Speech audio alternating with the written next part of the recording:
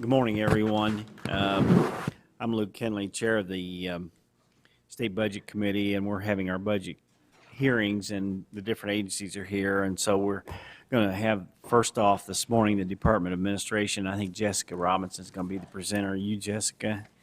Nice to meet you. And let's see.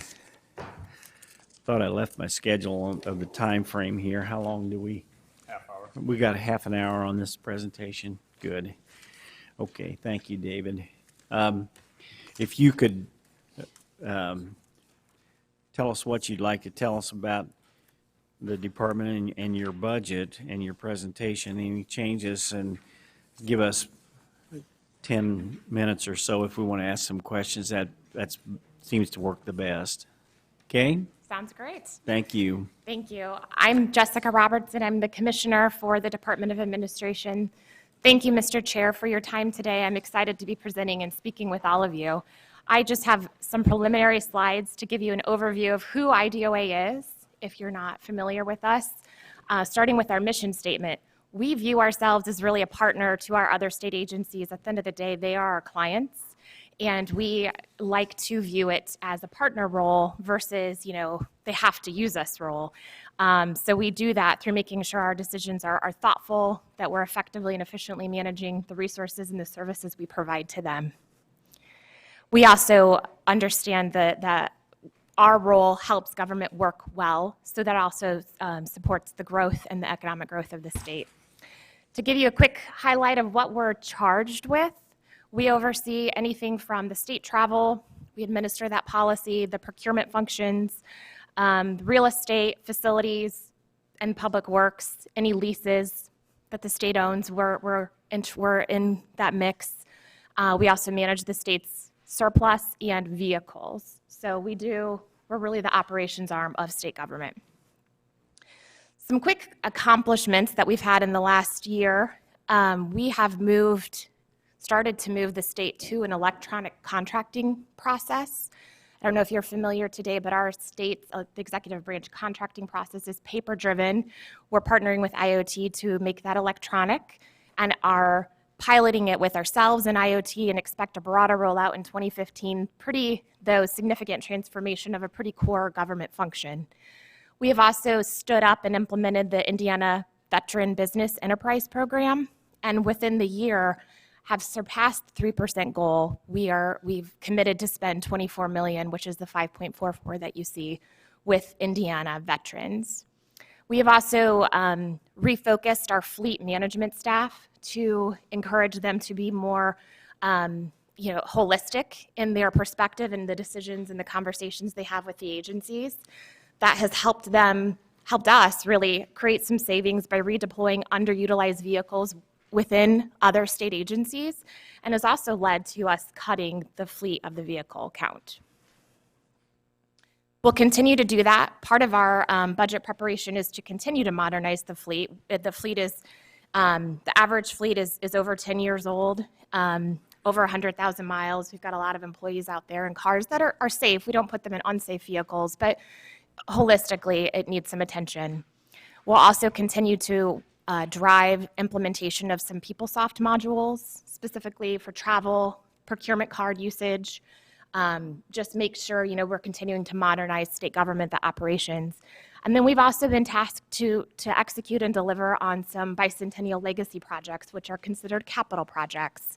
For those of you who may not be familiar, I think you met Perry Hammock maybe before Thanksgiving. He is certainly the bicentennial executive director. We are supporting him in executing capital projects that one would be a plaza in the State House grounds. One is the creation of an education and welcome center on the State House campus. And then the third is really helping to create a long-term solution for the state archives to make sure that they're safe and secure for the next generation. That was really fast. Hopefully gives you kind of a good flavor of the mix of what we do and how we approach our work and what we're focused on.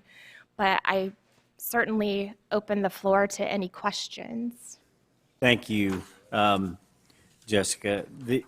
As I look at the operating account summary, and it may be that Zach or Brian or somebody else might need to help me. As I look at it, it looks like the structure of the thing is undergoing some changes. And so as we move, if you turn to the back page, it shows somewhat of a significant increase from the submitted actual of 13 to the FY submitted budget of 17.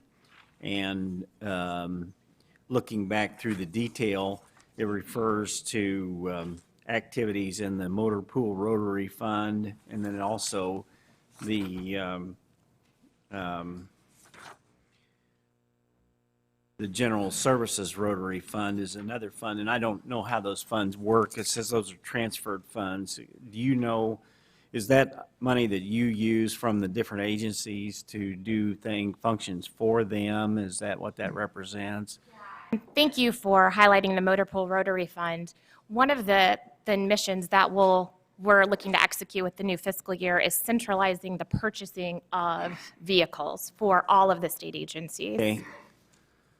So that's what that reflects, that dollar jump. So these funds have been pulled from all the different agencies. Now, does that, for example, include the state police? And does it also include NDOT?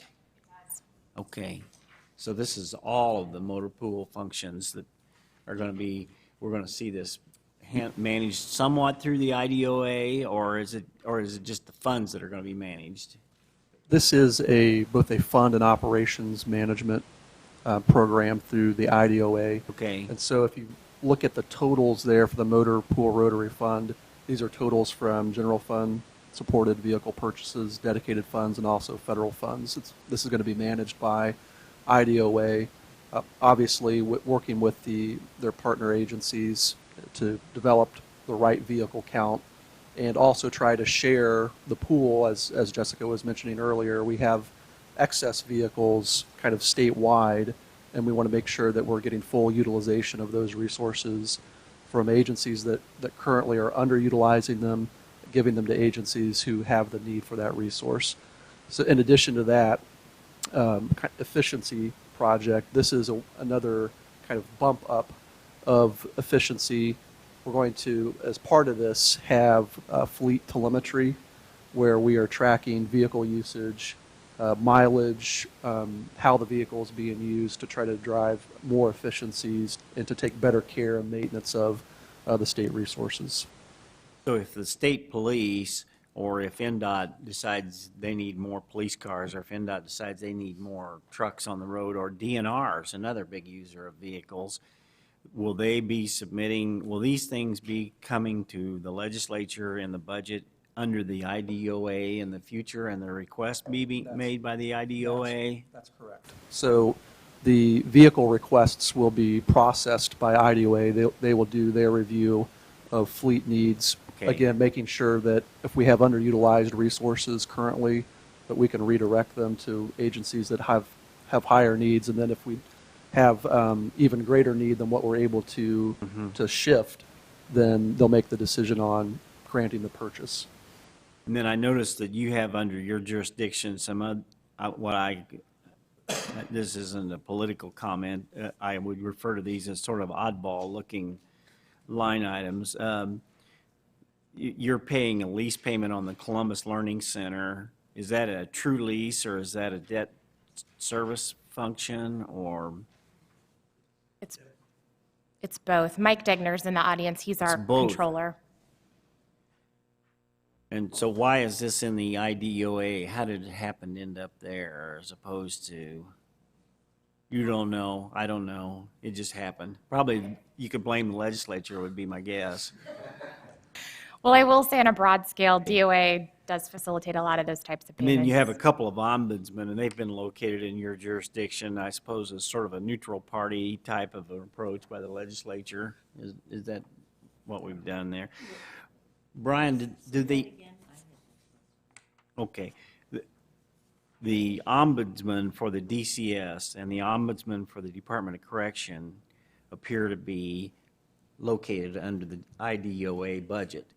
And so I'm assuming that this was done by the legislature in conjunction with a recommendation from the executive branch that we think this is the best, most neutral site for you to put it in terms of fiscal administration. And so I'm probing a little bit to find out if anybody knows if that's how it came about. And is there a protocol here that we're developing that we're not aware of? I don't think this is any different than how this has been funded in the past.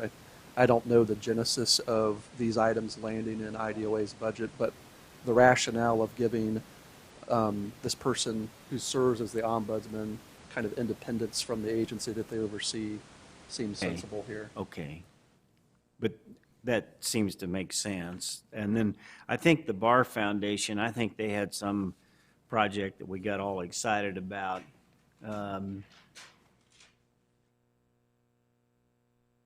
Yeah, but that was a one-shot deal, wasn't it? Okay. Maybe or maybe not. Yeah, I think, as I recall, Senator Long, David's refreshing my memory, but I was making the same recollection. There was a program there that we were supporting the Bar Foundation with for a couple of years, and this has been zeroed out. Has anybody checked to see if the Bar Foundation knows that this is being zeroed out and they're planning to pay for it another way? Or is this just an assumption by the administration on, since nobody's talked to them, that it's going to be zeroed out? Do we know whether this thing is still alive or not? Anybody know?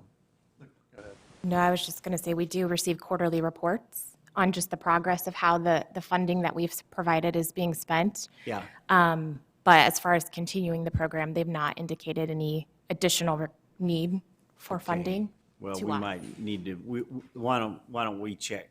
Because I'm pretty sure that this started with Senator Long as a request that was made from him and probably the speaker. So why don't we follow up on this ourselves to take some responsibility here? Are there, yes, Chairman Brown? Thank you, Senator Kenley. I see that you, in your presentation, talk about some veterans programs, and one of the areas that people have come and some bills have been filed in the past is a person specifically related to women veterans affairs. Would that fall under your preview or not, or would it be under the?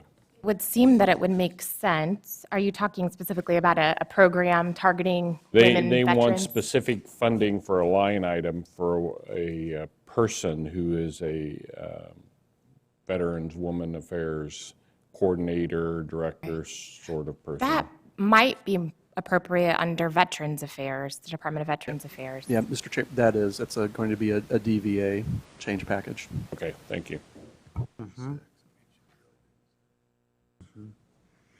And your primary account, your main account of the first line there is increasing from about 24 to 26.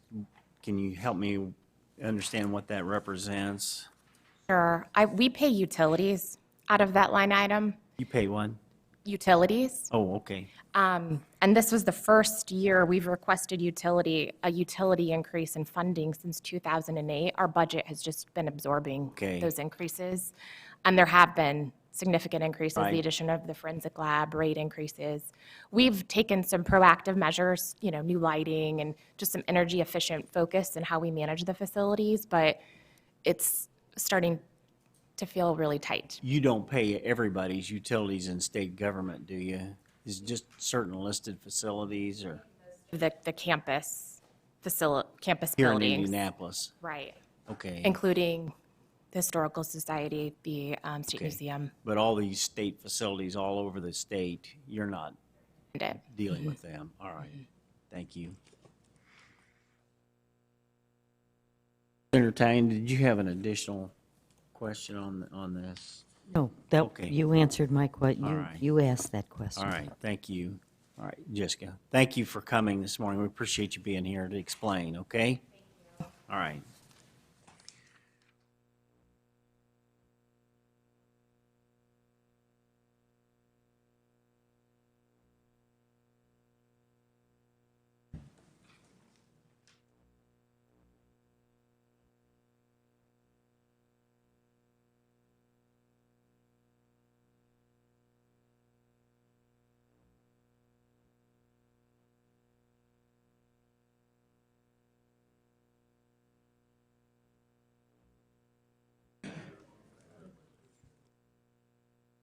while we're waiting for the Homeland Security people, I've been working on the Christmas luncheon, and my first choice, McCormick and Schmick, turned me down. So we're trying to get a reservation at Weber Grill, and I think they have salads and a few other things. I mean, it's probably a meat eater's delight. But if anybody has an objection to that choice, why, if you'll let me know. Why. I'm trying to get it at least close enough we can get back for the afternoon meetings.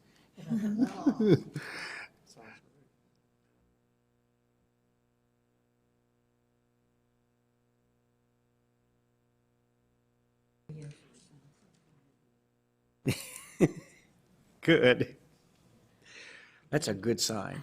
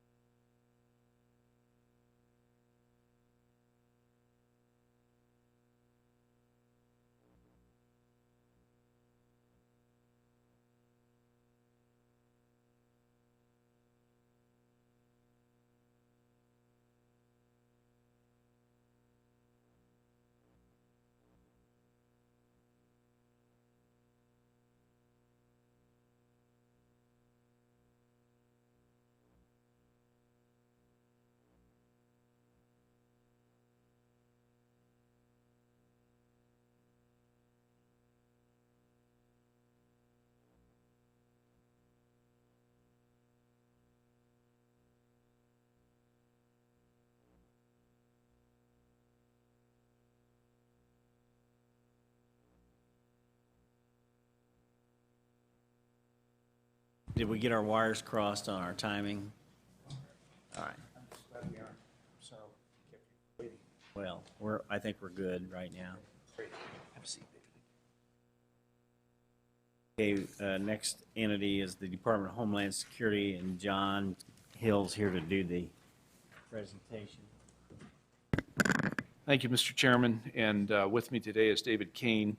David is the new Director of Homeland Security, but since he's a week into this, we thought maybe it would be prudent to give him a little bit of a pass. So I'm here to present to you the budget overview, and we'll move through this fairly quickly. And I would just highlight to you the second slide here. The mission is we're really trying to ensure public safety capability for all of our citizens in the state.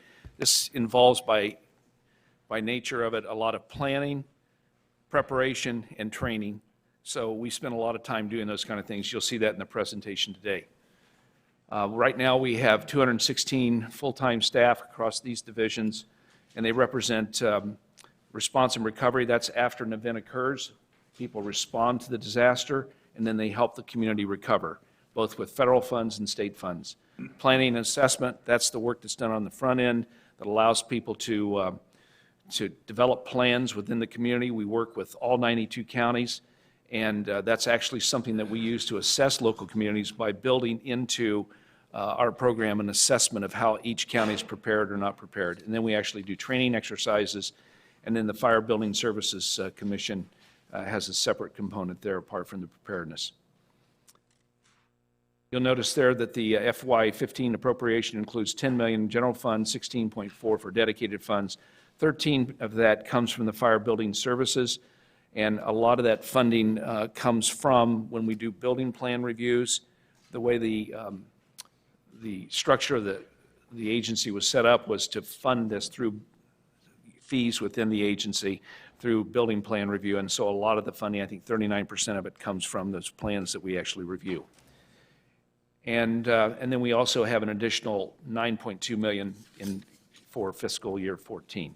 I'm not going to run through all these accomplishments, but I just want to say to you that I am very proud that we're one of 28 states that has an accreditation in the country as far as our emergency preparedness program.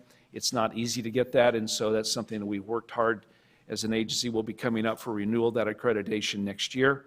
And then going on to the next page, firefighter training. One of the things that the governor's been very committed to has been the establishment of a fire training system. The Fire Academy has never developed in the state of Indiana. We're one of the few states that doesn't have a fire academy. And so instead of us doing a brick and mortar approach, we're going to try to develop a system of training firefighters in the state. And this is something we're working very closely with in terms of the entire fire community. So you'll be seeing that in the governor's budget. Next page. This is just to illustrate that we do regularly engage in exercises. This is one example that we did with the U.S. Navy. We did it up north around the Fort Wayne area, used several local agencies, and essentially what we did is we simulated a nuclear disaster on a rail car and how we would respond as a community. This is something that, if it were to occur, it would be very catastrophic potentially to our communities. So we want to make sure we have some sense of readiness in our communities as we build capability. Going on to the next page, Vibrant Response. This was a large exercise. It was the largest ever held in North America. It involved U.S. federal troops, and it involved local responders. One of the things that we require is that every local agency has to participate in one of the 10 Homeland Security districts. And as a result of that participation, we certify, they have to show or demonstrate the kind of response capability that they ought to be able to deploy in the event of a real emergency. So we take them to a venue and we require them to have 72 hours of self-sustained capability. They've got to feed themselves, they've got to house themselves, and they've got to do the kind of things that you would be required to do in an emergency. So we test them, and we've had now all 10 of our Homeland Security districts go through that exercise. And this was the final one where we validated the Indianapolis area's response team's capability to respond to a disaster. And so Vibrant Response was basically simulating a nuclear device going off here in the Speedway area. And one of the important things, if you have this kind of a catastrophic event, is coordinating with federal officials. We know that there are going to be federal assets that come in. A lot of military people will come in to assist. And making sure we have that integration and command and control is very important. I know when I was down at Hurricane Katrina working with President Bush's team to develop strategies, we had to interface regularly with the military. And I found that the military was extremely capable with logistics and being able to move supplies and fuel and so forth. But if you don't have that ability to connect with them and understand their command and control processes and integrate that with what you have on the civilian side, it becomes very difficult. So this is what Vibrant Response did for us in Indiana. And we were the first ones to actually implement this integration with the civilian and the military and make it work. So it was a good exercise this summer. I'm going to skip the next page with the objectives, and I've told you about the accomplishments. So let's go to the Secured School Safety Grants. I suspect there's a lot of interest in your respective districts about this. The General Assembly in 2013 session did appropriate $20 million for the biennium, and it basically said if you have an average daily membership of 1,000 students or more, you're eligible for up to $50,000 in grants for your school corporation. If it's less than 1,000 ADM or average daily membership, then you're eligible for $35,000. And as of December 1st, we have requests for, and we'll be distributing completely this money, $18.1 million in grant funds for this biennium. John, let's stop. Yes, sir. Let's stop and talk about that for just a second. That idea had originated in the Senate, and we didn't know whether we needed to fund an ongoing program or whether we just needed to put some money out there to stimulate the schools to make sure that they had some kind of a program on board. And this has been put in the budget as an ongoing item. And so has your agency or did the budget agency evaluate this and determine that this should be an ongoing need, or was an assumption made that the legislation had been passed in that, with that perspective? I mean, before we make it a continuing item, we kind of need to know a little of background about how we got to the decision that we're now including it in the budget. I'm not saying it's wrong. I'm just saying let's make sure we know. Do you know anything about that? I do. In fact, there have been several questions about it, and there has been discussion about whether it should be in the base budget or not. I think there has been some sense that there was such a strong sense among the General Assembly that we were reticent to withdraw it Right. from the budget. But I would say to you that a lot of the cost in there are school resource officers, which are ongoing cost. Okay. And so it's a decision that we need to think through, because it will be something that will be expected every year to fund those officers. And now there were also a significant number of grants that were given to equipment, infrastructure hardening, and those typically are not ongoing cost. And so I think one of the things that we want to look at is evaluating the efficacy of this program up till now. And of course, we've been working to get the funds out, but I think, Mr. Chairman and members of the committee, that school safety is something that's best done at the local level. And it's hard for somebody in a grant administration position in Indianapolis to sit here and tell a local school how they ought to be handling their money. And so if you decide that this is a program that's worthy of continuation, it might be something you want to think about rolling into education funding and allow the educators to do something at the local level within certain parameters. Just something to think about. But the problem you're going to have is we're only one violent event away from a disaster at any time, so you've got to be careful. So are you anticipating if the funding is continued, that you would follow the same pattern we did the first time and receive grant requests? I noticed it said you had received grant requests and were supporting about, 77% of students. So not all schools applied for a grant, apparently. Is correct. And so, And there are some reasons why, Mr. Chairman. In some cases, they didn't meet the qualifications. They didn't have a school safety commission, which was in the statute. They didn't take the initial, all right. so.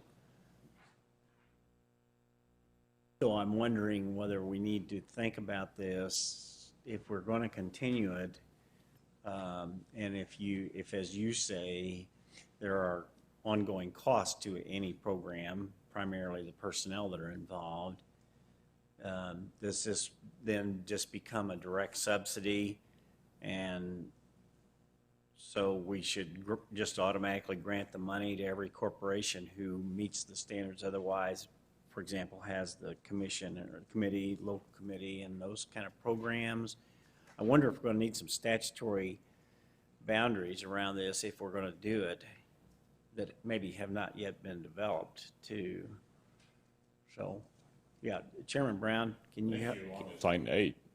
You maybe saw me hyperventilating because personally, my philosophy when you said about rolling it into the formula is something I do not want to do, because this is not the operations of schools, the educational operation. You know, this is beyond the scope of getting a kid to an honors diploma or in a technical training or to college. And so I don't see it as a core business of education. So that's why I hyperventilated a little bit, but we can continue to discuss that. My question might be on some of the equipment and technology. What kind of things are school corporations or schools looking at? Do you have any recall about what kind of things they like or don't like, or what is state of the art now? I know we've had a company come in and say they are state of the art, and I don't know if that's true or not, but do you have any comments on what kind of equipment and technology people are looking at, and what is state of the art? Sure. Well, in terms of your first question, there was a wide range of things that were done. In some cases, you had schools that had an entryway that was just unobstructed. So they built an enclosure essentially that hardened the initial entry into a school. And I would say that was a significant number of schools did that. There's also film that you put on doors and windows to, if somebody were shooting through the glass, it would at least retard their ability to gain entrance quickly, slow the perpetrator down. So that was another expenditure. And then door locks, making sure that they're both fire code efficient, but also it would provide a measure of security. It would allow the teacher to lock a door and keep somebody from getting through. So I think that's where a lot of the initial equipment items were done. I think very few schools actually did the assessment piece. So most of it was doing these kind of things I just described. And then the vast majority of it is school resource officers, which are ongoing cost. And I'm sorry, I didn't mean to hyperventilate you. I'm not a education formula. I was just saying, the reason I would say that is push the decision down at the local. Let them decide what their needs are. When you and I start saying we don't have a school safety problem at the state level and an event occurs, it doesn't reflect well on the state. And yet, we've got places in rural Indiana, they may not need the same thing that they need in an urban setting. And I think those decisions need to be tailored. That was really the thrust, and I didn't articulate it well. Okay. Senator Tallien. Thank you. You said that much of this money has gone towards school resource officers. Yes, ma'am. And I guess what I want to ask you, a couple of things.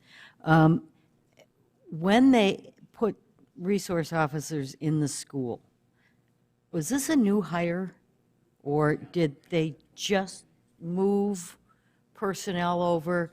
Or some schools, I know some of my schools already had school resource officers. Did they just supplant the funding? How did that work? Okay, good question. I will tell you, I've heard all of those situations mentioned. I think for the most part, it is a matter of hiring a police officer who's already employed somewhere and bringing them on. And in some cases, it's been in a part-time capacity, which then they annualize their salary over the year. So they may need a school resource officer from 8 a.m. till noon, and then they need them again in the evening.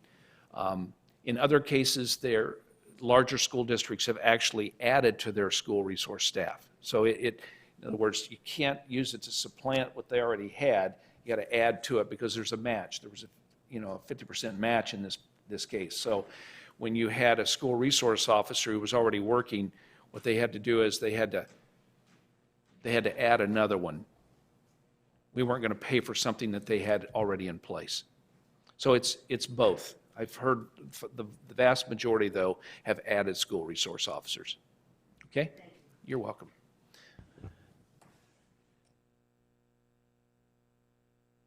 I'm not sure who needs to spend their time on this, Brian.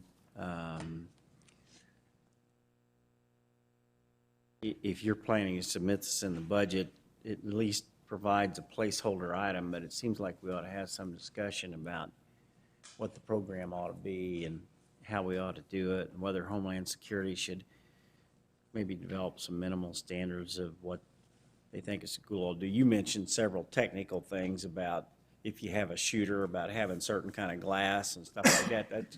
That's clearly beyond the purview of the high school principal to know what that ought to be. So I don't know. I think we need to think through this. It certainly is an issue that we don't want to make a mistake on. And so I think we ought to work on that. Let me ask you about another situation. The Fusion Center is kind of a name for an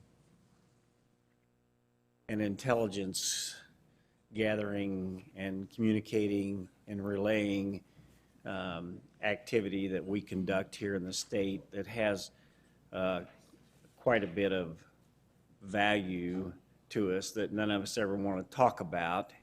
It's kind of like what was that movie where Jack Nicholson says, you don't want to know what I'm doing, but you want me to be there?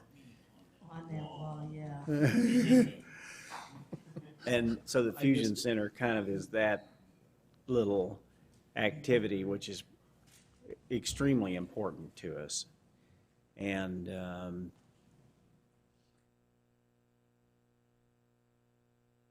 do we have, I don't even think you need to answer this today. I'm just going to pose the question. Are we confident that we have an adequate and an adequately funded program in that situation? And so I think we ought to talk about it at some point as we move forward with not as we prepare our budgets and deal with it. So I'm just going to raise the issue today, okay? And then I want to have some discussions either publicly or privately about that to make sure that we're doing what we need to be doing. Your successors here, if we could take the advantage of the opportunity for him to introduce himself and tell us about your background, and so we know who you are. Thank you, Mr. Chairman. My name is David King. I'm a resident of Madison County. I am a lifelong public servant. I just completed a 29-year career with federal service, last being the Transportation Security Administration Federal Security Director in Indiana. Prior to that, I was with the Federal Aviation Administration, and then prior to that, I was with local law enforcement up in Madison County. Good. Well, the fact that you've been working with the federal folks but been here in Indiana probably gives us a good transition with some background there. So we'll welcome you to our team overall, and glad to have you here with us. Okay. Thank you, sir. Welcome. Yeah. Thank you.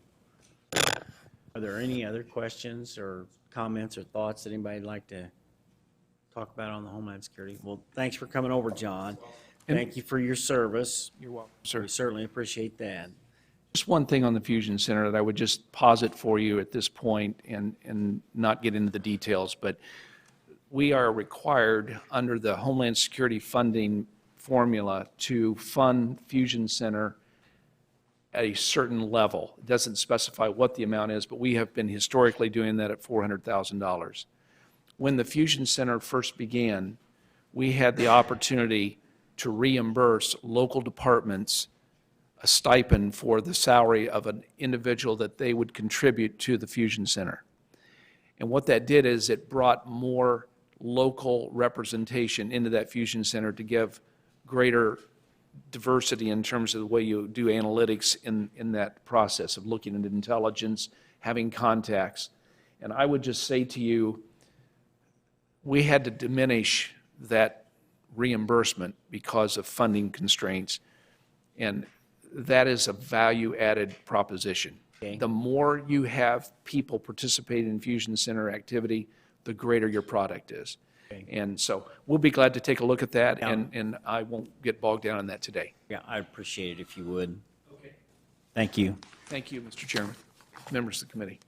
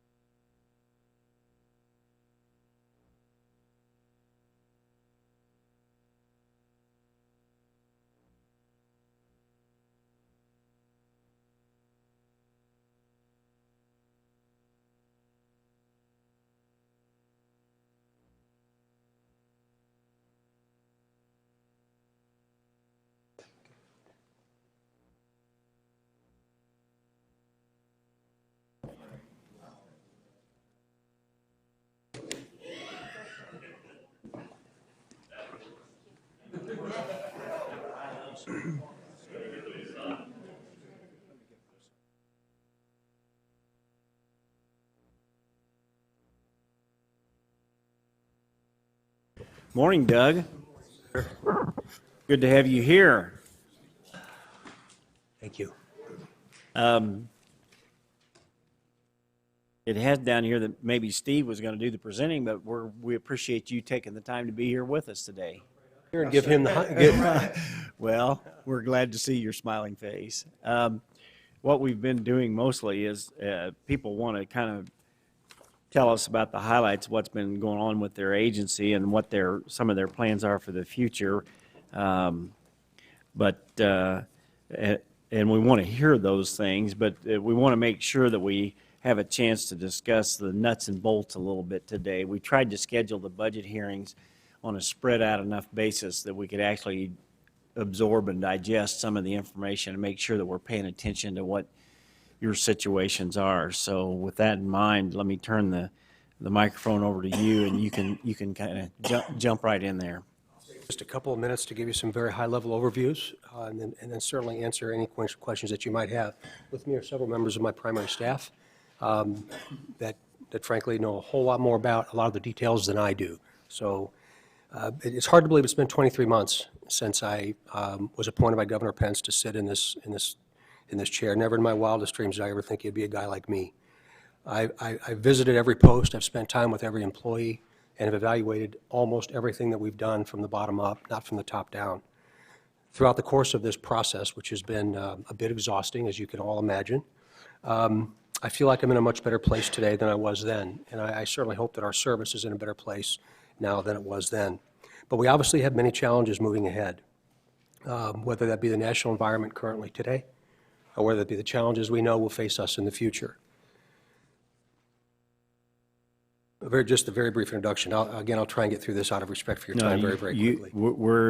We've given you up to an hour if we need to do it, because we think the state police is always a very important part of discussion. So we have plenty of time, but I just wanted to kind of lay out how we normally proceed.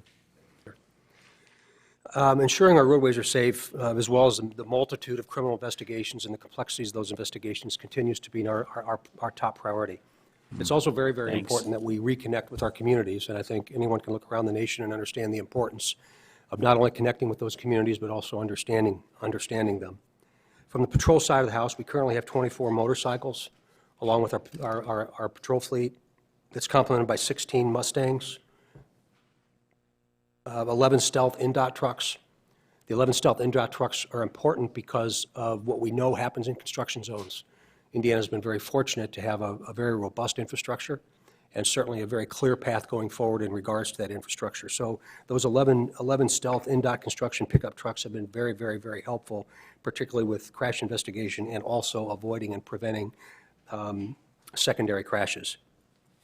Overall, the number of contacts over the course of the last year is around 500,000 here in Indiana with those particular assets. We arrest and prosecute nearly 3,400 intoxicated drivers per year, have a multitude of special operations personnel that are critical, particularly to the rural Indiana, which in large part Indiana is. So the transition from generalist to specialist, if you will, is ongoing and is absolutely necessary considering the challenges facing law enforcement today. The criminal investigative component within the ISP is robust, alive, and well. Almost 25,000 criminal arrests made last year. And as equally important is those relationships with those local detectives from local agencies, our relationship with the Indiana Prosecuting Attorneys Council, with councils around the state in all 92 counties, as well as those sheriffs and police chiefs from around the state. I think everyone has come to the realization that none of us can do this on our own. And I know over the course of evaluation over this last 23 months or so that about 40% of everything that we do is in support of someone else, whether that be a local agency, our partners in those communities, our federal agencies, and of course, other state agencies. So I think that relationship is alive and well and doing very, very well. The methamphetamine suppression section is very, very busy. The IMIS system, which is the meth information system, is up and going and very, very vibrant. We currently have 400 users that have been trained on the new system from around the state of Indiana. Somewhere in excess of 3,500 lab seizure reports and tips have been entered, and 4,300 suspects were identified through report submissions. There have been in excess of 3 million of pseudoephedrine sales, and they were all submitted into the IMIS system. The meth suppression section delivered 715 meth-related educational programs to public safety and community organizations, reaching over 1 million Indiana citizens. Folks, that is really, really significant. I think everyone would agree that while law enforcement certainly has a seat at this table, if we don't do it with our communities, we're in big trouble. We cannot do it on our own. So this outreach is really, really important. It's amazing what happens when the community around Indiana trusts us, what they'll say to us, what they'll tell us, and what information they will offer. A very troubling number is 446 children were removed from Klan Lab locations in partnership with the Division of Child Services. 446 children were found living in these environments. The Klan Lab team participated in processing over 3,300 Klan Labs statewide.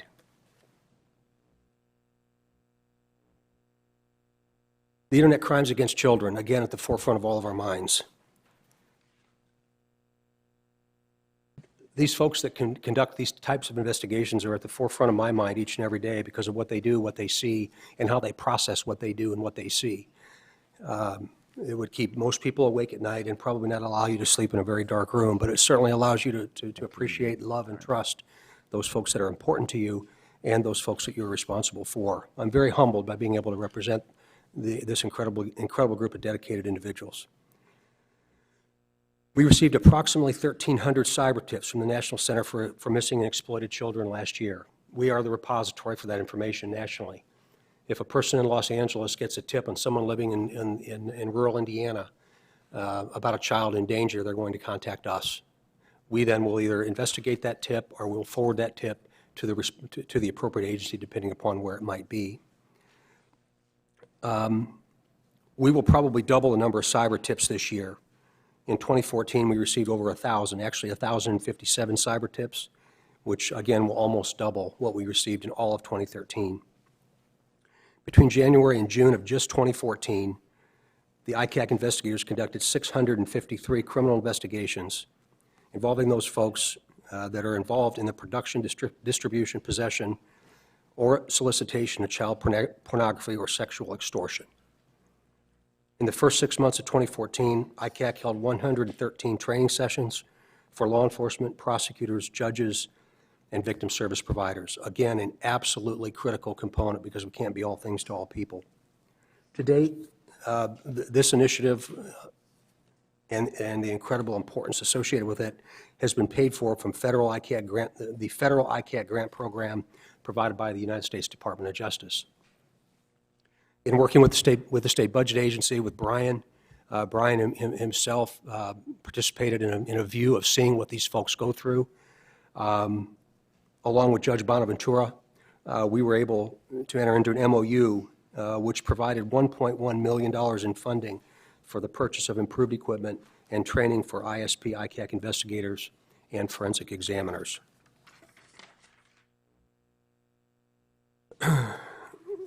One of the things, Senator, that has certainly been near and dear to my heart, and because we've been associated with each other for so long, is school safety. And that has been an issue for me as an individual long before April 1999 at Columbine High School.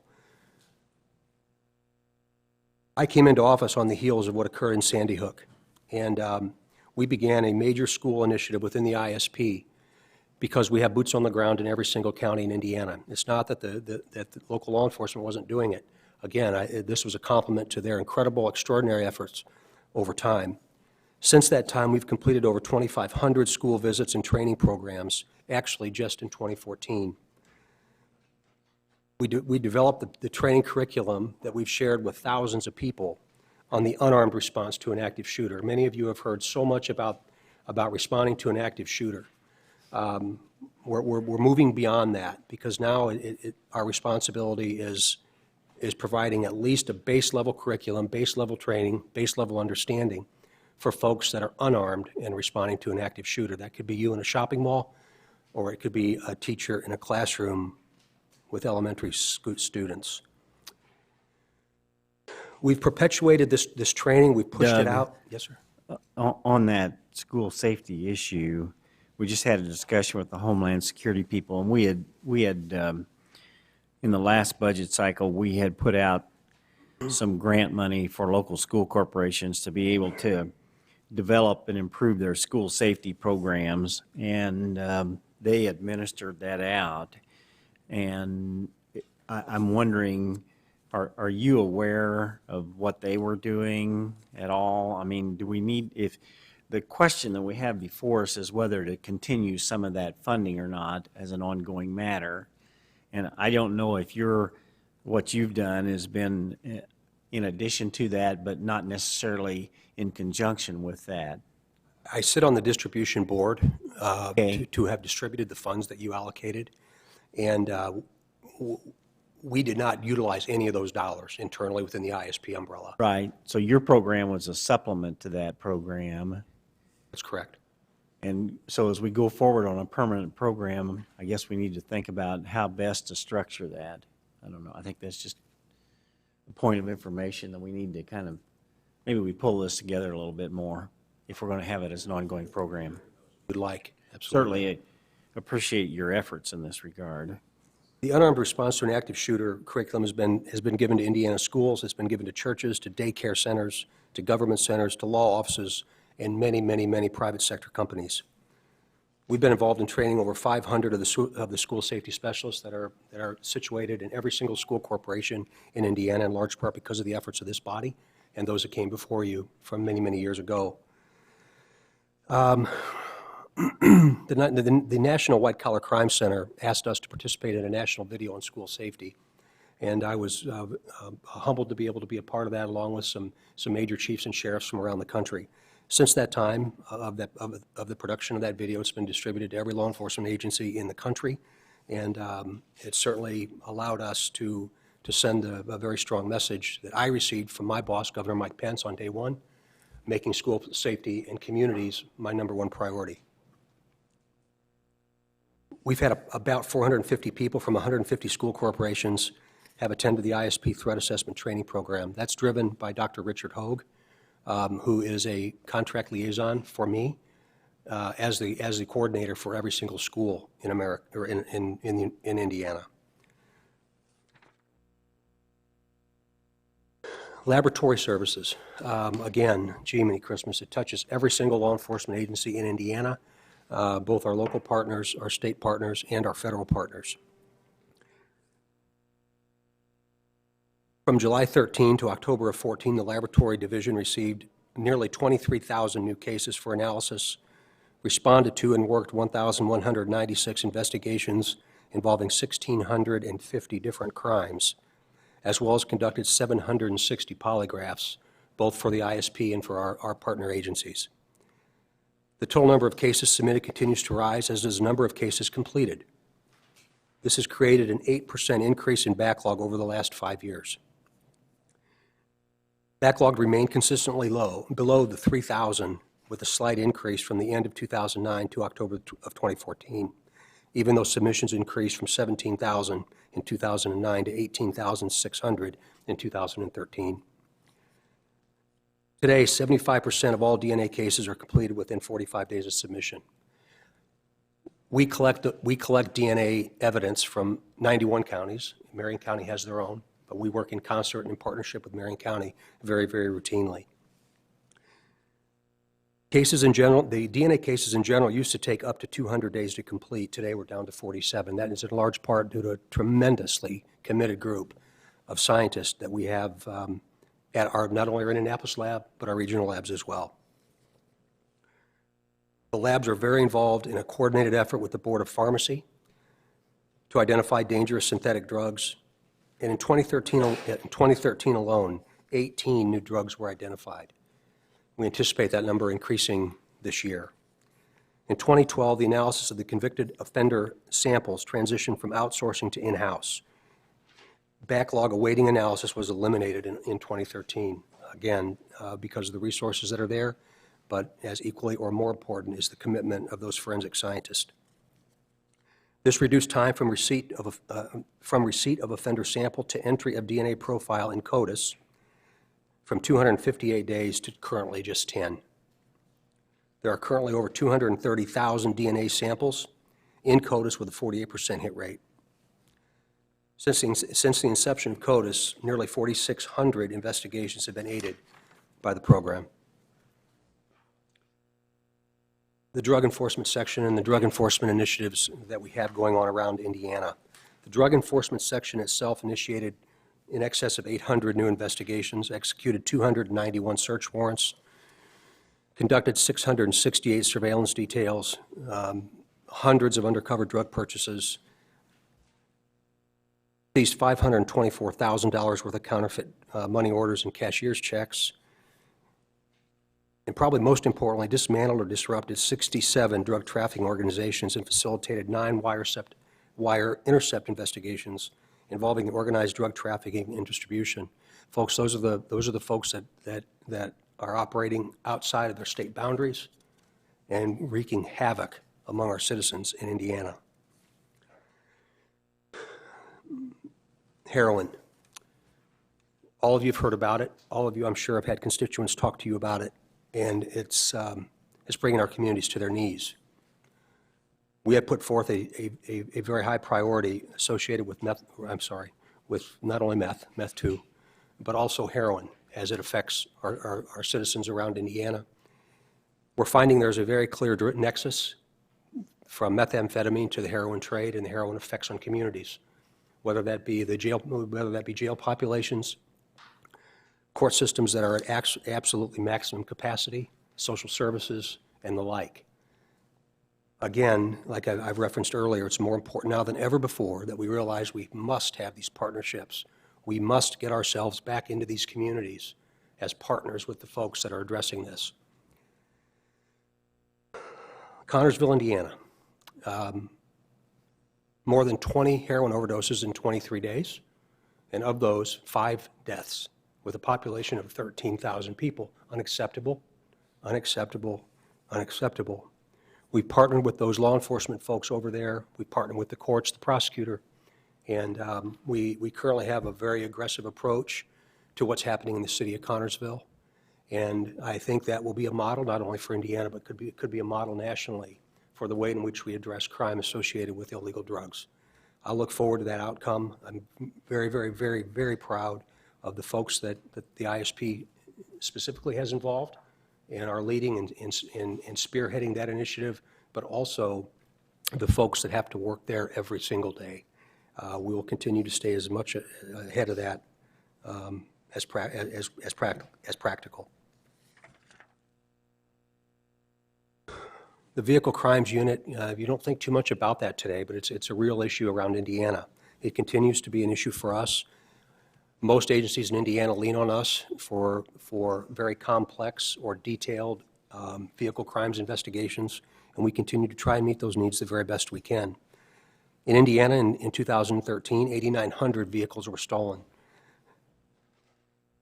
The Vehicle Crimes Unit conducted 1,000 inspections of salvage and confidential VIN inspection requests from our local partners. And during one specific undercover investigation, detectives bought multiple stolen vehicles from suspects in Detroit, Michigan. Over 65 stolen cars and parts from stolen vehicles were recovered during these investigations, which resulted in an estimated $3.5 million of loss. You might remember last year some custom cars were stolen from the city of Indianapolis out of trailers during a show, I believe, right here at the Convention Center in the city of Indianapolis. The value of those vehicles was in excess of $500,000. Commercial vehicle enforcement.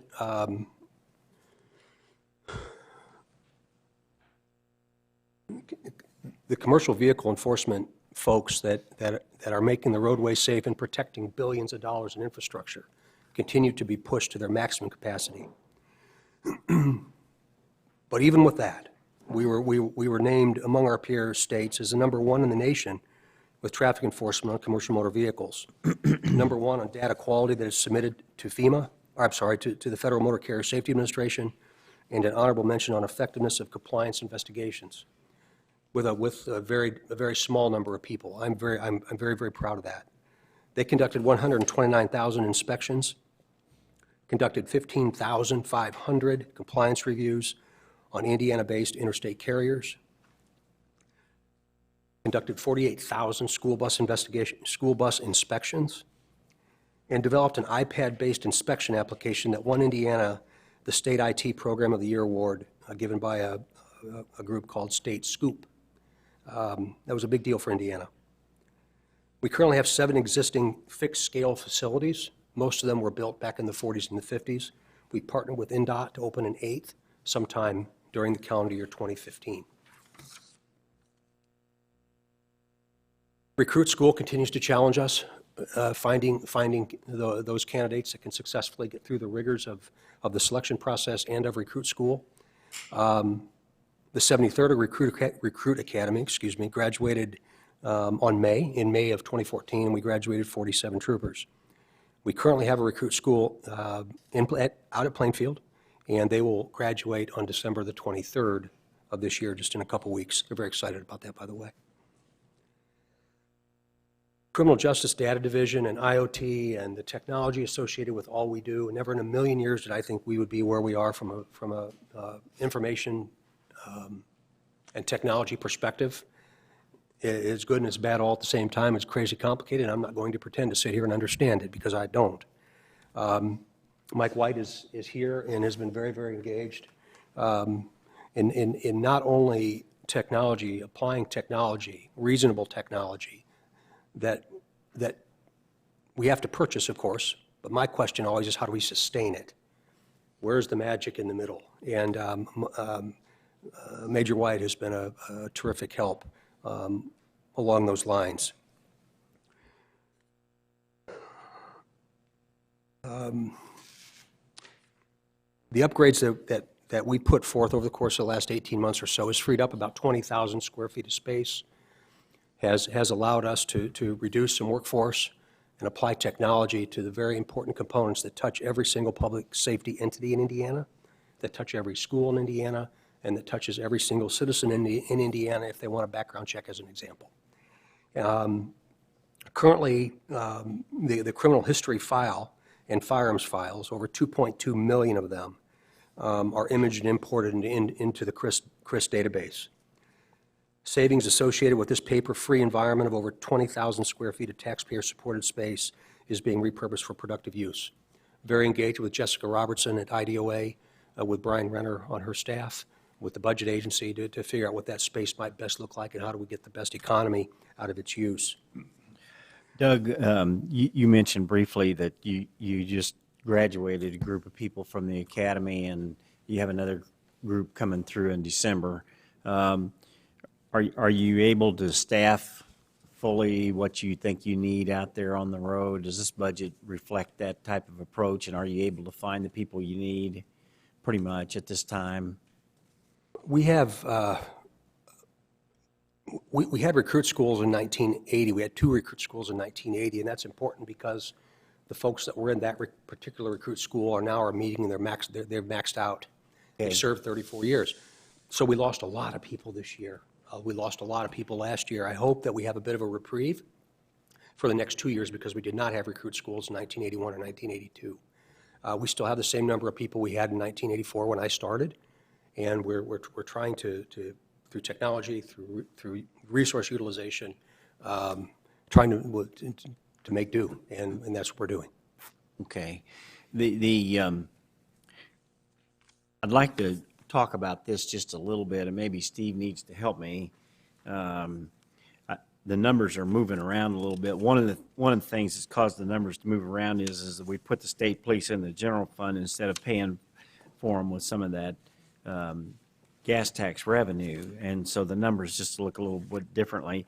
But we'd had some issues in the past about the state police, what we call the OPEB contribution, other employment, other post-employment benefits, and then the pension fund, and then we have a supplemental pension fund, and then also the health care plan. And so I know we'd asked the budget agency to work with you to try to see where we were going on that. I wonder if we could be brought up to date just a little bit about, are we stabilizing this, and what do these numbers represent? And is the plan becoming a funded plan as we go, or are we just having to pay out of the current budget every year to supplement this, which it sort of looks like we're doing a little bit? So I wonder if I could get some help on that. Liability continues to reduce, and we're at the very top in the nation in regards to how we're processing that and how we know when it will be reduced and brought back down.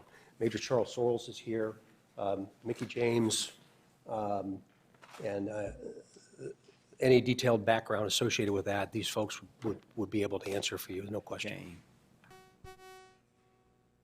Well, one of my questions is, the line item here that we have 1,003, is the amount that we're putting into the pension fund, is that for the people who are currently on active duty, and we're putting the money into their pension fund today so that these will be funded up as they reach retirement, so that we have somewhat of a fully funded plan? And then what is the supplemental pension fund line item? Is that a supplemental pension, or is that a supplemental contribution to try to take care of some of the unfunded liabilities that we have? What does that represent? Steve, Charles? Anybody know? Those items there are for Yeah, you need to go to the mic there. We're on the web, and people are watching who need to watch or want to watch, or I don't know. Yes, sir. What you're looking at there is we have the total pension contributions are coming out of our salary, and then what you're seeing there is to pay the supplemental. The supplemental trust, or the supplemental pensions and the regular pensions. Last year, the pension yield a 10.3% with a $44.5 million income through the Okay. pension investments itself. Brian, help me out a little bit. What do these numbers represent here? Are we doing this as a result of the discussions about having had some problems with the OPEB benefits that we had created, and also the pension itself? Are we working with the people over at the pension fund to kind of part of the issue is that the state police have always had separate programs for all this stuff. And so they were making decisions that weren't correlating to what we needed to have be done in order for these things to be fully funded up and appropriately funded. So are we more in a coordination phase with respect to their benefits, or what are we doing? Defer to Deanna. She actually serves as the governor's representative on NPERS and is our person within budget agency who helps handle the pension and OPEB liability issues. So Deanna, if you want to try to tackle that. Senator Kinley, a couple of things. On the OPEB contribution line item, we ask our actuaries to project to do a five-year projection on what the ARP should be for the plan. And Okay. so those numbers for the OPEB contribution reflects what the actuaries projected the annual required contribution should be in fiscal 16 and 17. And then on the pension funds, again, we just received the report from McCready and Keene, and so those numbers also represent the annual minimum required contribution. Okay. And, yes, well, I guess, Senator Tyne, you can jump in here, but what I'm trying to make sure is that with respect to the state police plan, that we're not making changes in the benefits that that the people who are the actuarially responsible people and also the budget agency who should have some say-so and control over this. We don't want them to just be out there flying on their own, and then all of a sudden we create a different problem. And I'm trying to make sure that we have some kind of coordinated governance approach here. And Senator Tyan, did you want to piggyback onto this? And if you can explain the difference between items, line item 02 and 03, which is what's the difference between those two contributions?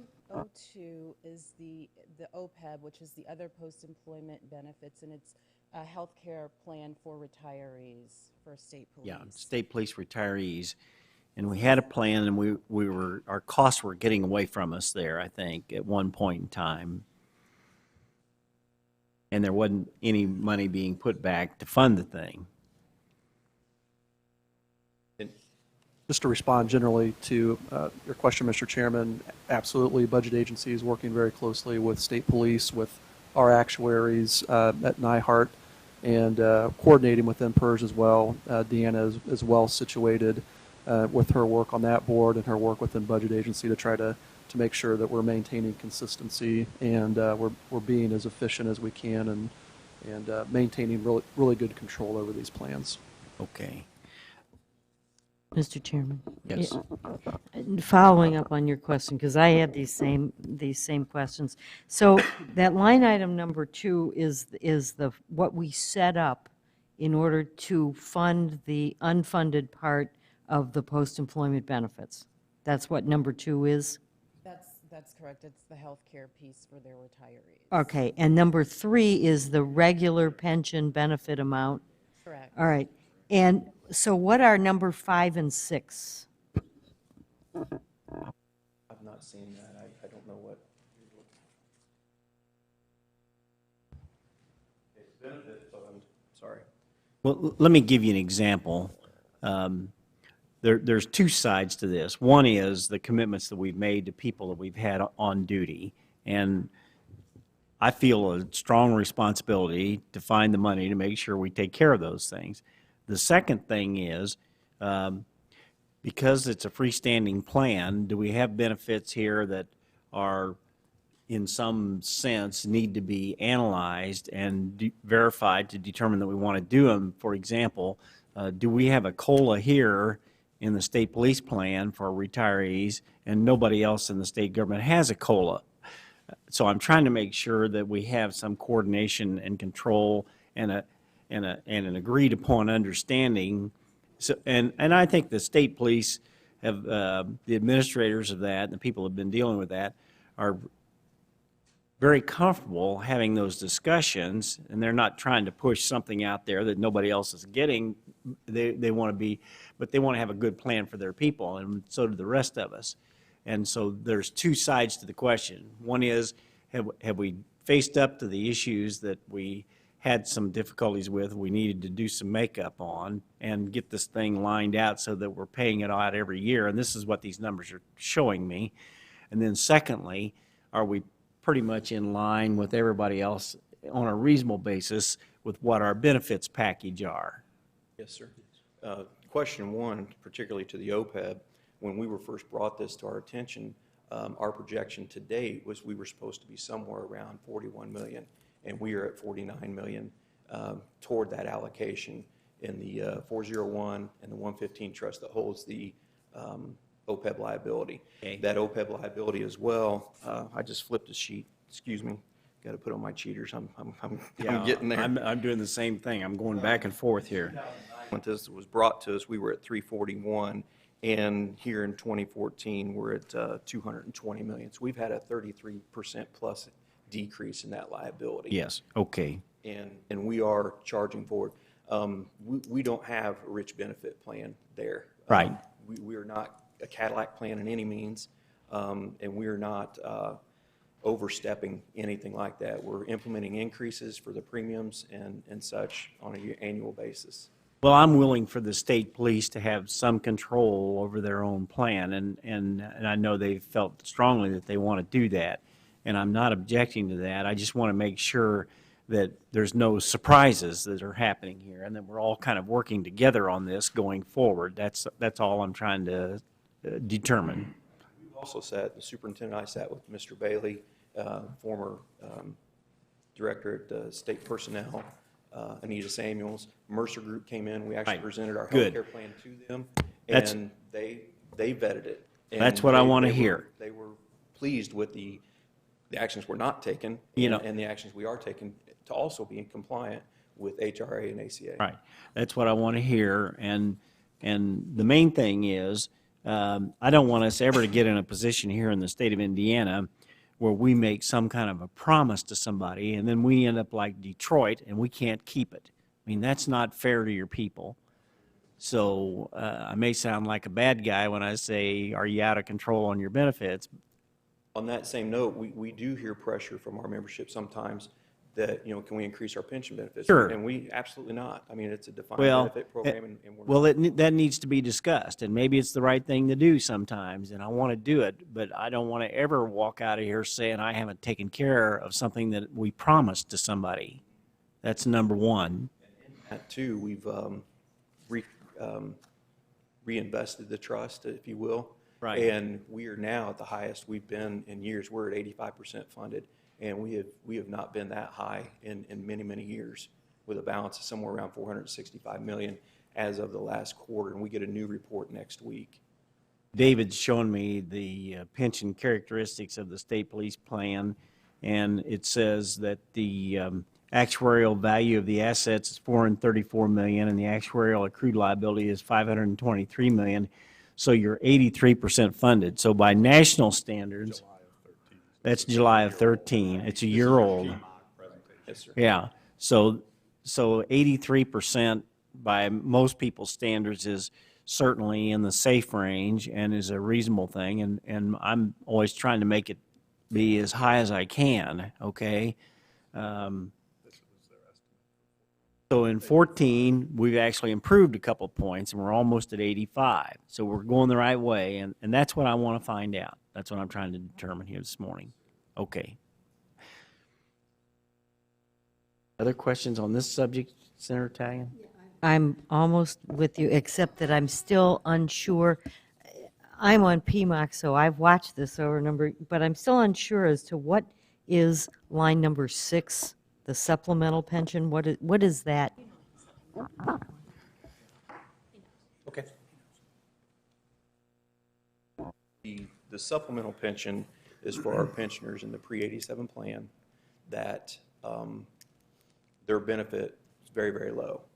And the supplemental pension was to bring them, when we went to the 87 plan, to bring them pretty much in equity, if you will. That's for guys like Jack Marks. Yes, sir.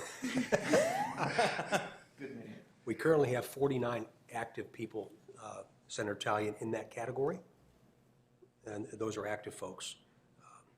Jack Marks falls in the 1,135 that we have living and drawing a benefit.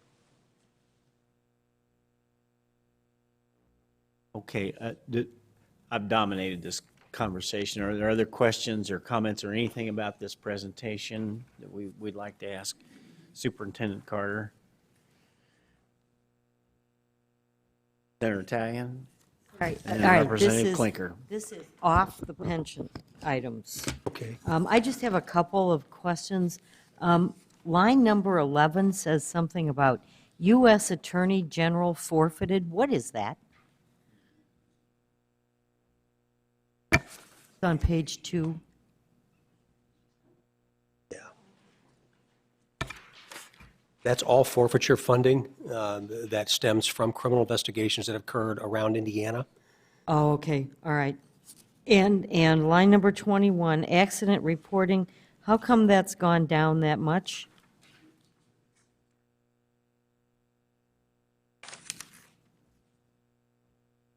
Is that 24,735?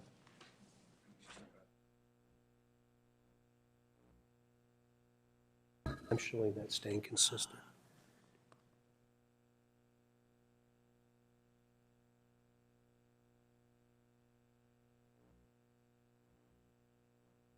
Great question. Okay, then.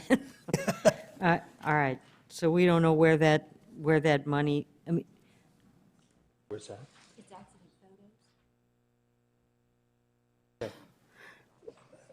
Accident photographs, and we're selling less of those as time goes on. I think that's a projected number.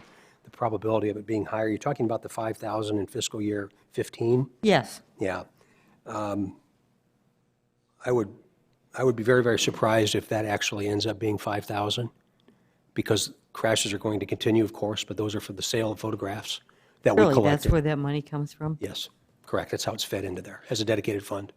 Okay, and then lines 35 and 6, those were both funded federally, gang intelligence and internet crimes against children. Are we not getting any federal funds for that anymore?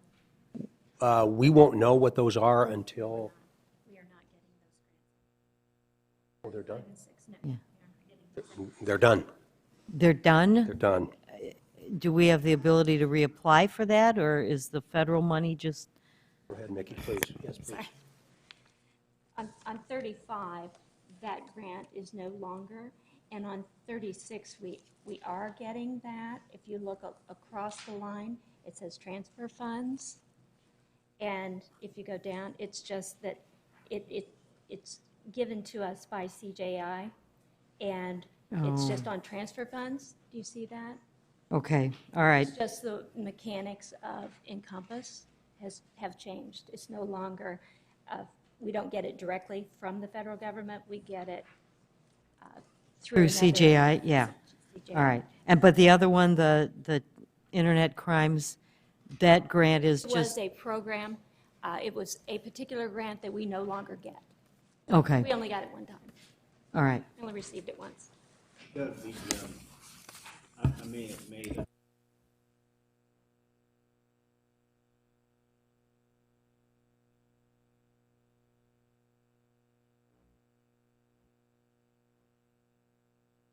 Yes, sir.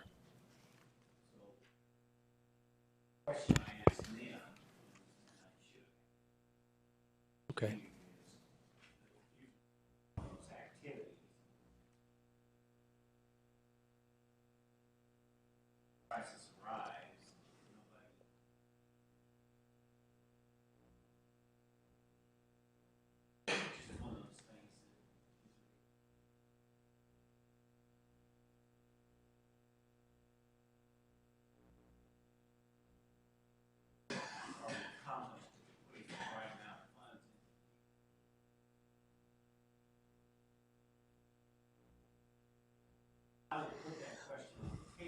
Okay, okay.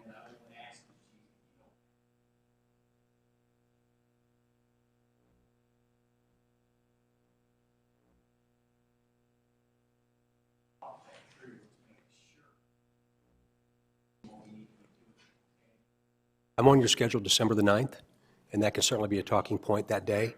We found tremendous economies over the course of the last 18 months there. And I'll gladly talk with you, sure. Yes, ma'am. Thank you, Mr. Chairman. And you may have already answered this, sir, but what are your incentives, and is your minority recruitment going up in the last few years? Yes, ma'am, they have. When I came in January the 15th of 2013, I guess, now, we did not have a recruiting section within the structure of the ISP. Currently, we do. It's very, very important to us, and those numbers are exponentially increasing as time goes on, both from the recruiting perspective, from the retention perspective, and getting through that process to come on board. So I appreciate the question, and the answer is an absolute yes. Thank you. You're welcome. I think it's important, Me too. particularly right now. Me too. Thank you.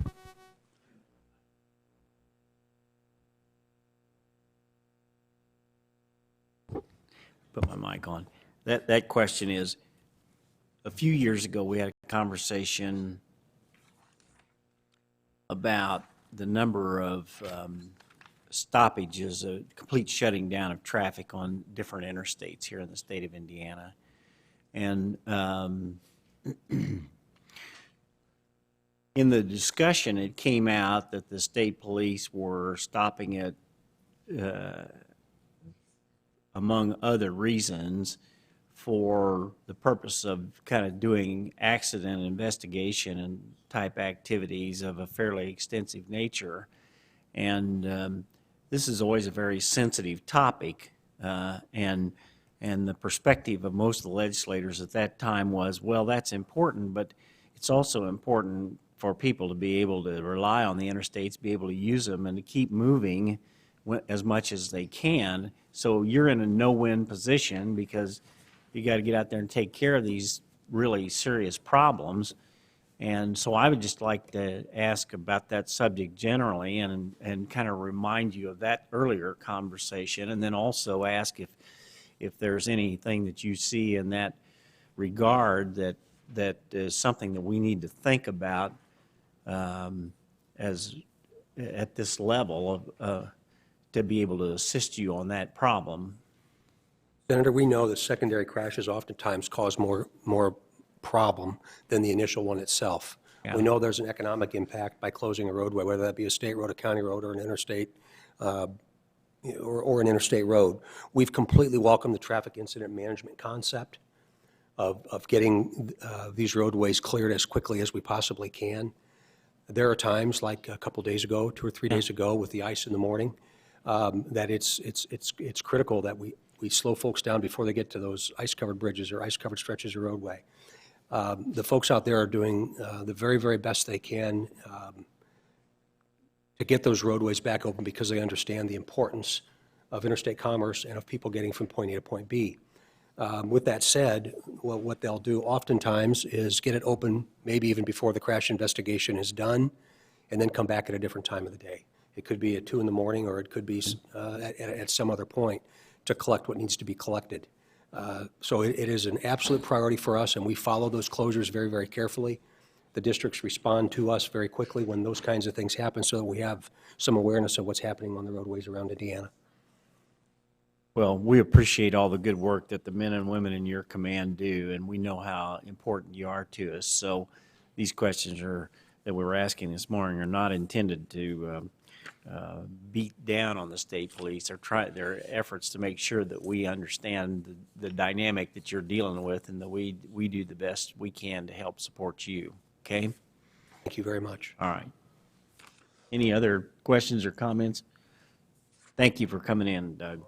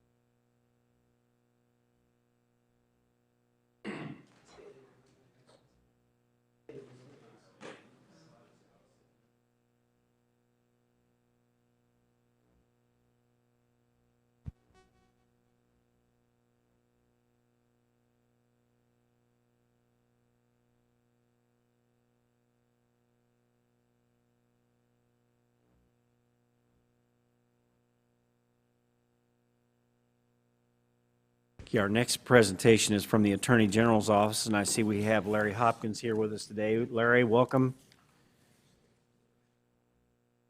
And Thomas Bowden, is that right? Okay, good. Thomas, thank you very much.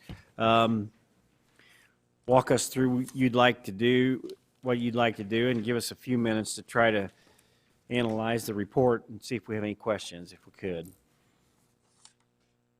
Thank you, Senator Kinley, members of the committee. As you indicated, my name is Larry Hopkins. I'm the Chief Administrative Officer for the Attorney General's office, and with me today is Tom Bowden, our Chief Financial Officer. Attorney General Greg Zeller is attending the National Association of Attorney Generals fall meeting this week, unfortunately. He's a member of the Executive Committee for NAG and obligated with presentation duties at that meeting. He sends his apologies and regrets for not being here in person today. Yes, the National Association of Attorneys General. You sure that's the acronym? The acronym reflects the meaning of that word. The other state offices view us in that way. Hopefully you guys won't either by the end of the presentation. Are we the only ones that picked up on that? Heard that a few times over the years. I'm sorry. I have a brief opening statement to make, and then Tom will run through about a 10-minute PowerPoint presentation that highlights some performance measures and budget imbalances that we are requesting you review. 2014 has been another challenging year for the office, including high-profile litigation on cases involving alcohol, tobacco, and sex, same sex to be specific. The AG's lawyers and staff have handled a combined 40,000 plus cases and combated an increasingly sophisticated and complex cadre of scams, schemes, and deceptions designed to separate Indiana citizens from their money and their peace of mind. The AG's Medicaid fraud unit has also ramped up efforts to protect the investment Hoosier taxpayers make in providing needed services to our state's less fortunate. Considering all of that, the office has come through in good shape, no worse for the wear, and prepared to meet the challenges that lie ahead during the next biennium. With that in mind, we come before you today facing a budget dilemma that needs your review and attention. In recent years, the budget agency has implemented a policy of foregoing 3% of an office's legislatively approved budget in exchange for participating in the state salary reserve fund and having salary increases built into future-based budgets. As a separately elected office and wishing to adhere to legislative oversight of budget matters, the Attorney General's office has opted not to allow the budget agency to change our approved general fund appropriation and withhold 3% of our budget. The resulting denial of our access to the State Reserve Fund has created an escalating dependence on the Attorney General's dedicated consumer fund to cover these operating costs. As Tom will later review with you, such dependence on a highly fluctuating revenue stream will eventually lead to a day of reckoning when the consumer fund will not be able to cover the gap created by the budget agency's policy. The consumer fund was established to educate Indiana consumers so as to avoid falling prey to false promises and making poor decisions that could affect their health, safety, and welfare. Its revenue is derived mainly from litigation settlements, fines, and fees, and comes to the office in the form of a court order. The fund was not intended as an operating fund, although it's been used that way from time to time. The Attorney General is charged with educating and protecting consumers, and that's generally what we use that fund for. Today, we put before you a budget that attempts a partial realignment of matching general fund revenue with operating costs to stabilize the consumer fund. We are also requesting a built-in salary reserve to the office budget, similar to what has been done with the court's budget to cover future salary increases. One additional budget impact that we are requesting be covered by the general fund is a one-time transfer of the Children's Services Appellate Litigation Division from DCS to the AG's office. That occurred roughly about a year and a half ago. It was after the last budget was approved. Finally, we have proposed a state share increase of 15% to adequately staff our Medicaid Fraud Control Unit in the event HIP 2.0 is approved and state Medicaid expenses increase 38% as projected. We realize such an increase is a policy call by the legislature on whether it is prudent to match fraud control efforts to Medicaid expenditure increases in the event HIP 2.0 is approved. We are also aware that the federal government does not cover increased state Medicaid fraud unit costs under the ACA as done for regular Medicaid expenditures. With that, I'll turn it over to Tom, and he can go through the numbers with you. Thank you. Thank you very much, Larry. Thank you, members of the committee.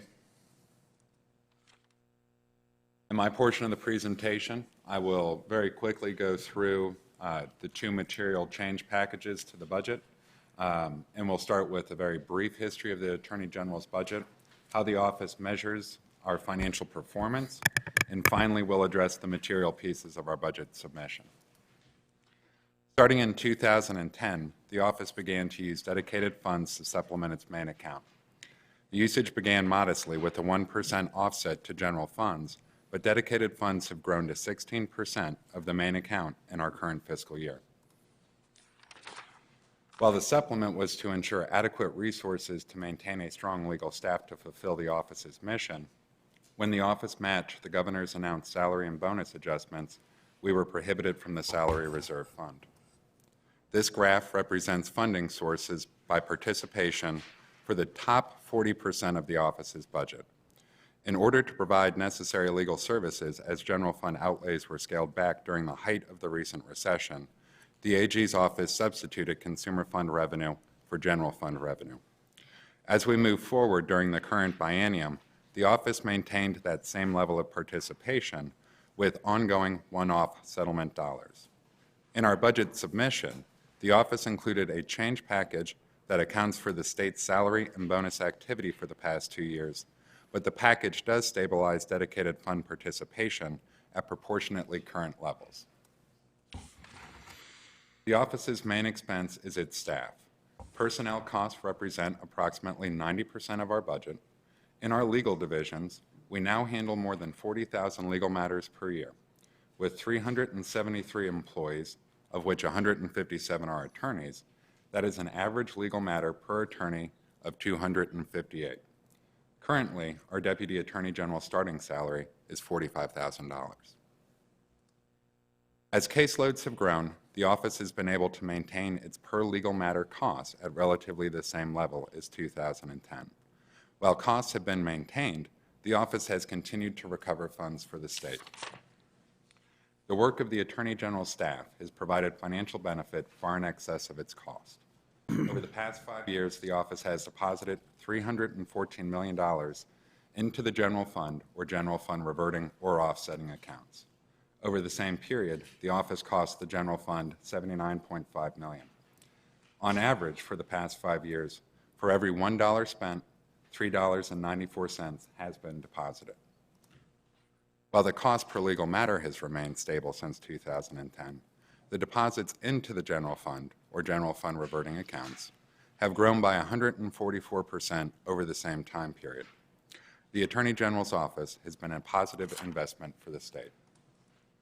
In this budget cycle, we are requesting an adjustment to the general fund participation in our main account to realign general fund revenues, and an adjustment to account for the potential growth in state Medicaid expenditures in our Medicaid Fraud Control Unit. This slide represents the main account, which is the top account on your 1A. The main account general fund change request can be broken down by its component pieces. In fiscal 14, as Larry had mentioned, the office assumed the staff of the DCS appellate section. This included 5 staff members and a new stream of cases. Through fiscal 13 and 14, the office was unable to participate in the Salary Reserve Fund. Expenses related to those adjustments were pulled from dedicated fund revenues, but the variability of those dedicated fund revenues based on my forecast, will not be able to maintain those ongoing expenses. I have also forecasted and included the impact of a 3% salary adjustment based on the 14th payroll of the upcoming years. While the office forecasts maintaining its proportional dedicated fund participation at 16%, the source of these funds is not dependable. Approximately 75% of the annual balance of the consumer fund is derived from less than 1% of deposits. I forecasted 4 possible deposit trends based on historic activities. If we are unable to shore up general fund participation, we will be in the negative by the end of 17 for all scenarios, which is the top graph. The lower graph is based on our proposed budget and uses the same revenue forecast. In this scenario, you see we can stabilize around this level of participation. Moving now to Medicaid fraud, which is the third down on year 1A. This unit is leveraged by federal dollars. For every dollar the state spends, the Fed spends 3. This unit is a major source of funds we recover for the state. For every dollar the state spent last year on Medicaid fraud, we recovered 9. But Medicaid fraud is growing. The unit's case volume has grown by 67% in the past 2 fiscal years. The good news is while caseloads have increased, so has recovery. This graph shows MFCU recoveries to both the state and federal levels. The dark green is primarily the state level. Historically, the growth of cases denote a growth in recoveries. As we look forward, the Attorney General's office is hopeful Indiana is able to control Medicaid expansion with the federal government's approval of HIP 2.0. Based on HIP 2.0 forecasts, Medicaid dollars in Indiana will rise 38%. We believe the increased dollars will support the upward trend in case volume that we've experienced for the past 2 years. And now please note, there is a change to this slide from what I had passed out yesterday. The general fund request is for 16.5% of the budget, not the 8.5 that is in your physical slide. That 8.5 is what the Attorney General will participate based off of cost recoveries. I do apologize for that. So as with the main account, we are requesting stabilization. The top left graph on this page shows, again, the top 40% of the MFCU budget. As you can see, we will continue to proportionally support the state's share with cost recoveries. This expansion will ensure the unit's able to continue its success in recovering Medicaid funds which are expended in fraudulent ways. That covers our 2 substantive change packages. We appreciate the opportunity to present these budget alignments with you today. Thank you, and please let us know your questions. Do you have this document? Can you relate where those 2 items would be in this document so that we can pinpoint the line that we're talking about here? Yes, sure thing. And we're talking about the 1A report, right? Okay. So the top is the Attorney General, right, which is our main account. And so as we look at the baseline budget to the submitted budget for fiscal 16, those were those 4 pieces that I laid out as to what incorporated the change. Now, when we talked about Medicaid fraud, that's the 3rd one down. Okay. So in dollars, how much is of that change is attributable to having the pay increase availability be transferred to you specifically? $829,000. $829,000, okay. For the current year. And then Per year. You know, as it moves forward, if we're not able to realign, then that number will continue to grow annually. So can you tell me what the number is for the fiscal year 16 and then 17 amounts? Is it 829 and then another amount for 17, or? Yes, for fiscal 16, that amount represents 829, and then when we get into fiscal 17, that's 1.28 million, okay, and that is assuming the 3% increase in the 14th payroll.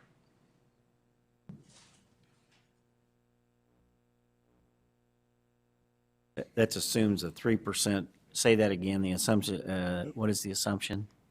3% increase to payroll, so a 3% raise in the 14th payroll. So Oh, and the generally, when 14th governor's payroll, all- right, because we got the additional payroll. Okay. February.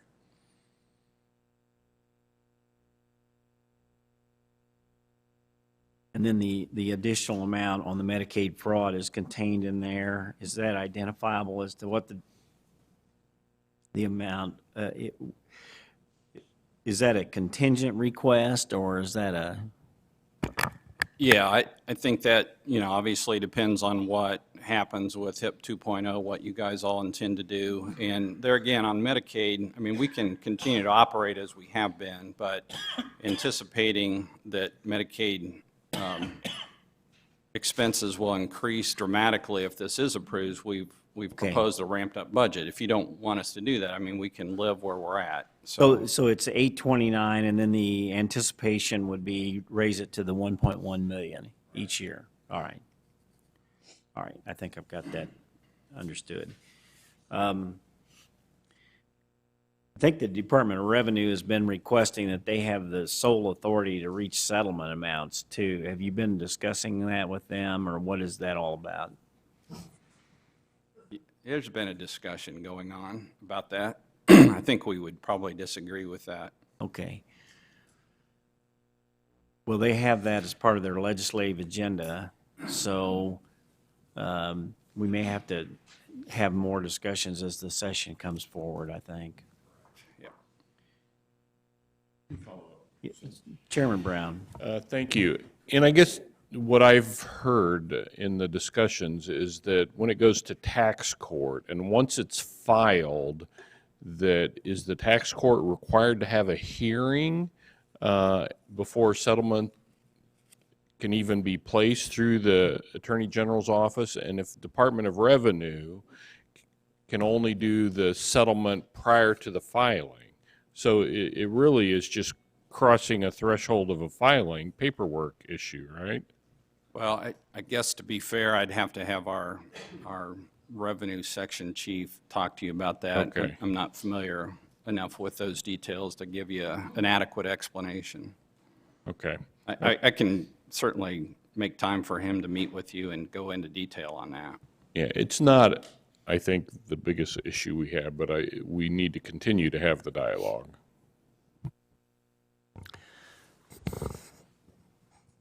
Did you have, yes, Senator Tallien? Thank you. Yeah, I have a couple of questions, if you would.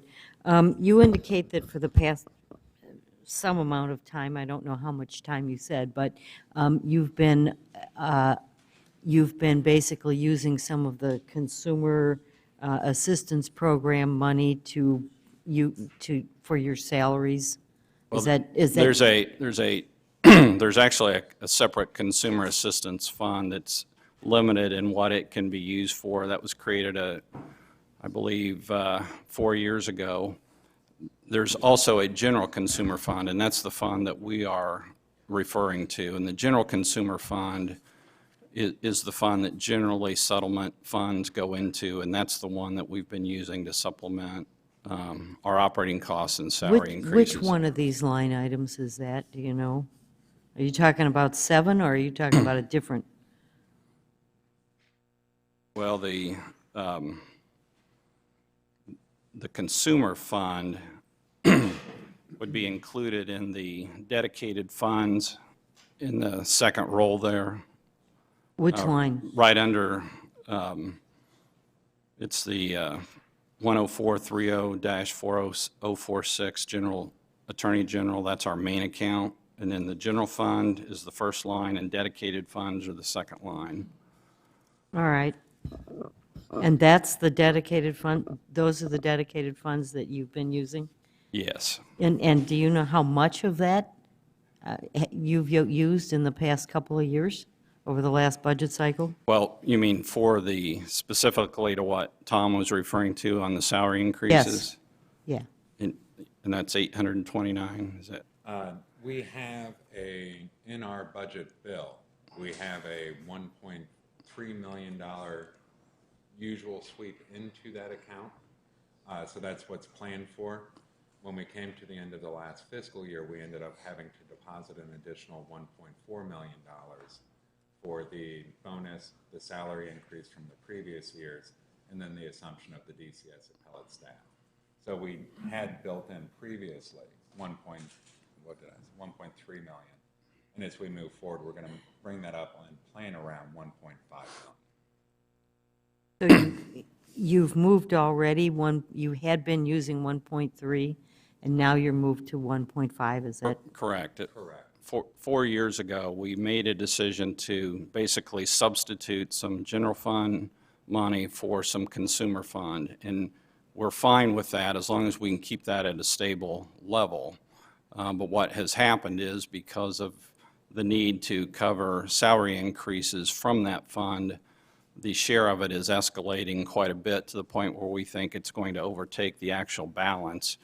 It's very hard to predict because settlements and things of that nature are unpredictable in what their amount will be and when they will come through. But we have a trend going back several years, so we're able to estimate kind of what we think the revenue will be, and we think our decision in 2010 was prudent, and that's something that we can continue to use that portion of the fund for operating costs over time. But we'd like to stabilize it at that level. All right, and then I have another question about the increase that you want, assuming that HIP 2.0 goes into effect. You said you're assuming that the fraud investigation cases will increase parallel to the Medicaid amounts. Most of those fraud investigation recoveries are from providers, isn't that right? That's all we have jurisdiction over, Yeah. is providers. And so why are you assuming that that you're going to get that much of an increase? Well, I think we're just looking at the total pie of funds that are going to be out there as increasing, and the percentage of it that's fraudulent will probably remain consistent. And historically, they've been highly correlated. You have the big wins, and you have, I think a couple of sessions ago, we went through with transportation providers, having them bonded, move forward. We were able to keep pace with how that industry grew. So it's really based off of the historic information we have. But as you look.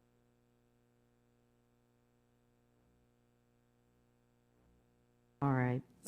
And then I have one more question, as long as I have you here in the room. Has the AG's office intervened in the toll road bankruptcy case? No, we haven't. We're monitoring it, but not intervening. All right.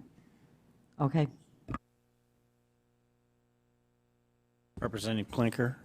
Chairman, you mentioned that 5 cases helped to fund your agency. Are those 5 cases Medicaid fraud? No, they are not. When it What comes are they? Can you tell us? It's the top 5 cases per year that really provide the best, the largest amount of money. In the past, those had been the robo-signing consumer settlements. There are currently some medical marketing.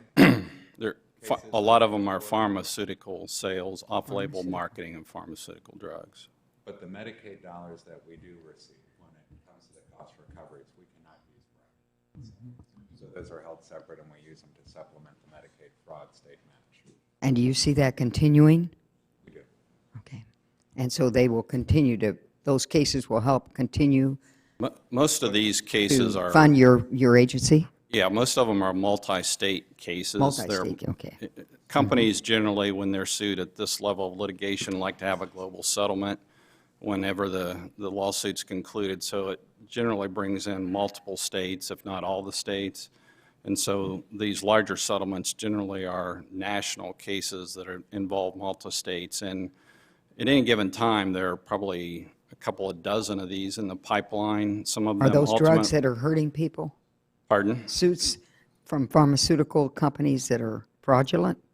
Well, these specifically relate to drugs that were approved by the FDA for one use, but then they have been marketed for another use.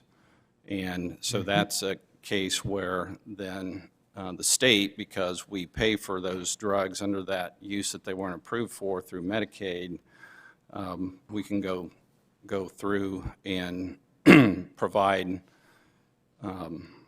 restitution, not only on recovering the Medicaid portion of it, but also for violating the consumer And some of those, protection laws because they've sold it under false some of pretenses. those dollars go to consumers too, as well as your agency? Yes, sometimes there are settlements that go directly to consumers, and sometimes there's a combination of settlements that go to states and sometimes to consumers as well. So it varies depending on what type of case it is. And you see that continuing in the future? Well, we see those type of cases continue. Whether or not we'll be able to continue to use that revenue stream to fund our operating budget, I guess is what we're questioning at this point. I was going to say, that's a little tricky to plan on that for the future for your The agency. settlement a few years ago that was a really large settlement that was probably a once-in-a-century type of settlement that I don't know that we'll see any more of The those. cigarette? No, that was the Bank of America settlement on the mortgage fraud. The state funded the LIHEAP program with those funds, and then the Attorney General's office kept a portion of them. Thank you. Senator Mishler. Mr. Chairman, in the Medicaid fraud unit, you incur the expenses, but doesn't the state's portion of the recovery go back to FSSA? Well, yes, there are, on a Medicaid fraud case, the recovery is actually the recovered funds, excuse me, the federal share goes to the feds, state share goes back to the states. Our office generally doesn't get any money from Medicaid recoveries unless we get attorney's fees or investigation costs. In those funds, we generally plow back into the state share. That's what Tom was referring to. The state share of the Medicaid budget, operating budget's 25%, but because we can take those cost recovery funds and put them into that part of that 25%, those funds are used there, and the general fund is actually less than 25% because of that. So of the $4 million We can, but on average, it's been about 400,000 to 500,000. I've estimated that'll probably go up to 500 to 600,000, but it's a small share of those overall dollars that we're able to get back to FSSA and back to the feds. Senator Italian. Sorry, I'm just not understanding this, so I'm trying to get you to explain it to me. Complicated, I agree. This fund that you have from settlements, some of that, when you get a settlement, how is it determined what is going as restitution to consumers, or what comes back to the state general fund, or what stays in the AG's office? I mean, how do you determine what stays in the AG's office? Between the restitution and what stays in the AG's office, that is generally determined by the court and the judge as they're going through and doing the settlement or by negotiation within the settlement process. The hope is to always try to get consumers whole first. Sometimes when it comes to the marketing of prescription drugs, it's very difficult to identify all of the individual consumers and their proportionate harm. And so what they do is they request that we use that for furthering consumer activities and furthering consumer protection activities, which is a hallmark of our office's function. All right, so if you get some amount back in a lawsuit, and some goes to consumer restitution and some comes back, I assume that this court order is not going to say, well, this money comes back to the state attorney general. It comes back to the state of Indiana, correct? Well, the court orders generally leave the discretion of those, excuse me, the discretion of the use of those funds to the attorney general. Really? So this is not money that would come back to the state general fund? It does in some cases. In the case of the Bank of America settlement, the state used, I think about $30 million to fund the LIHEAP program. All right, so the rest of this money that comes back to the AG's office is just, it's just discretionary, it sits there, it doesn't revert, it doesn't do anything, it's just there for you forever? Correct. It's a non-reverting fund.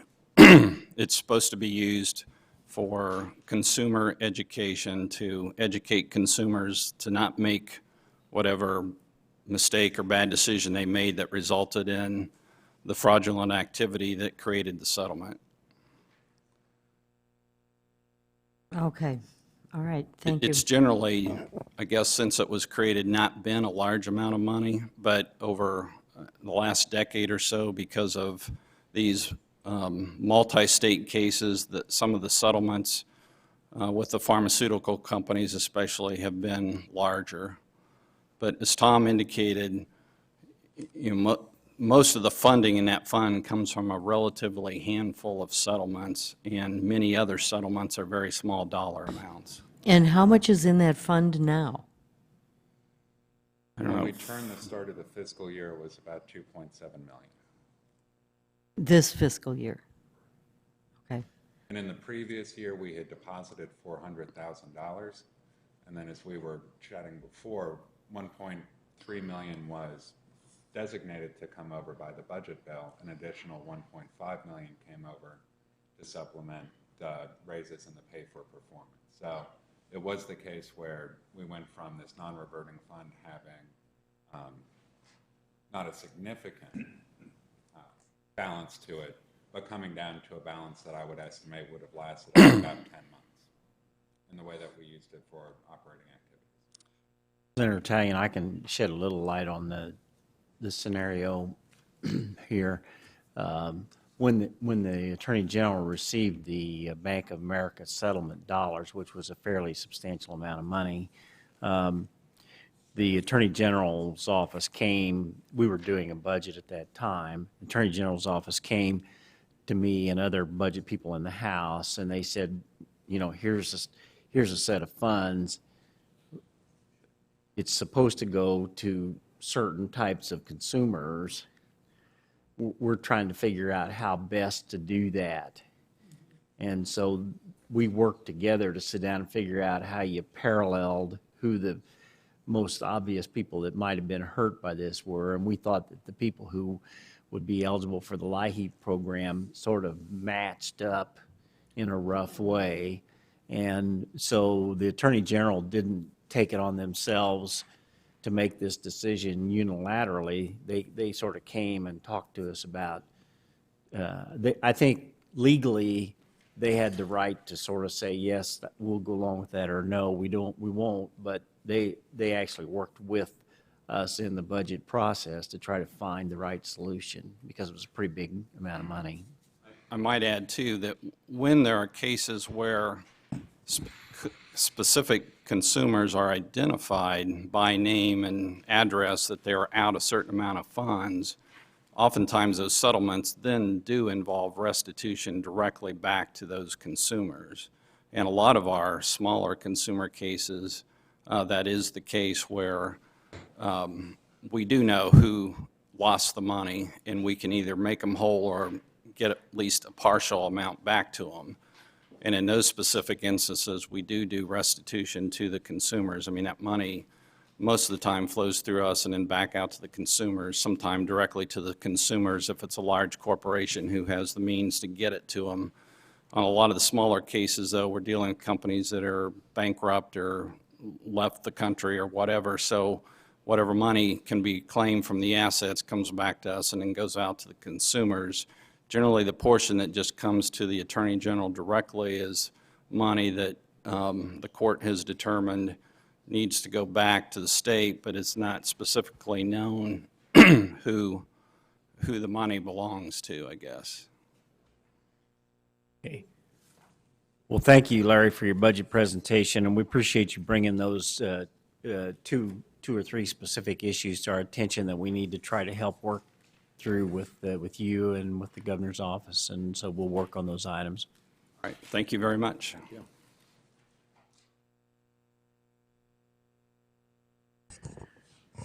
Department of Insurance.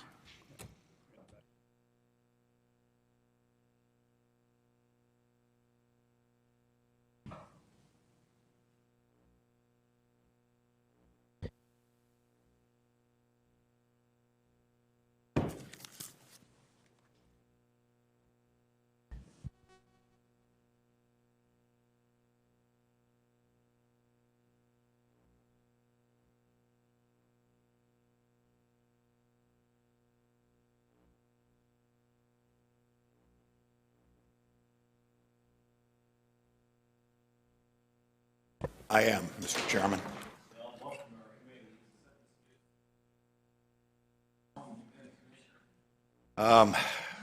Sometimes it seems a short time, sometimes a long time, but about 4.5 years. Yes. I do not seek a high profile.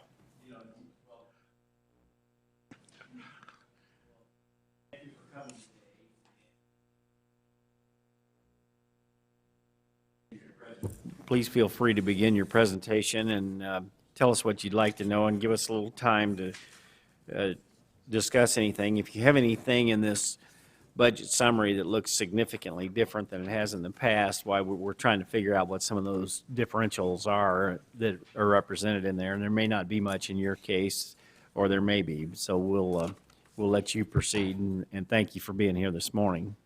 Well, thank you, Mr. Chairman and members of the committee, for the opportunity to be here and present information I hope that you'll be able to use in making a determination on whether our budget submission is worth your approval. I am under the impression we received a large amount of information in a transmittal letter. So instead of going through every part of the transmittal letter, with the permission of the chair, I'm going to highlight a few things so it'll allow you enough time for any questions you may have. With your permission, Mr. Chairman. Yes, tell us what you think is important. Well, thank you very much. First, I would like to go over the goals and the missions of the Department of Insurance. And our purpose is to protect Hoosiers as they purchase and use insurance products that they want to keep and protect their assets and their families from loss or harm. Consumers may need assistance with certain claim situations or help in understanding how their policies work. Our primary obligation, though, is to monitor the financial solvency of insurance companies, because without a solid solvency base, these insurance companies are not going to be able to honor their contracts. We are accredited by the National Association of Insurance Commissioners. Each year, or each 5 years, we are examined by outside examiners on how we monitor the solvency. When I first came into office the very first year, I was blessed with that opportunity with 3 months in office, and we were very successful. And we are again accredited. And we're up for accreditation next year, but we've had a preliminary view of accreditation from some of the examiners. They think we're doing everything correctly, so I see no problem in the future. I might add why that is important. We have approximately 154 domestic insurance companies.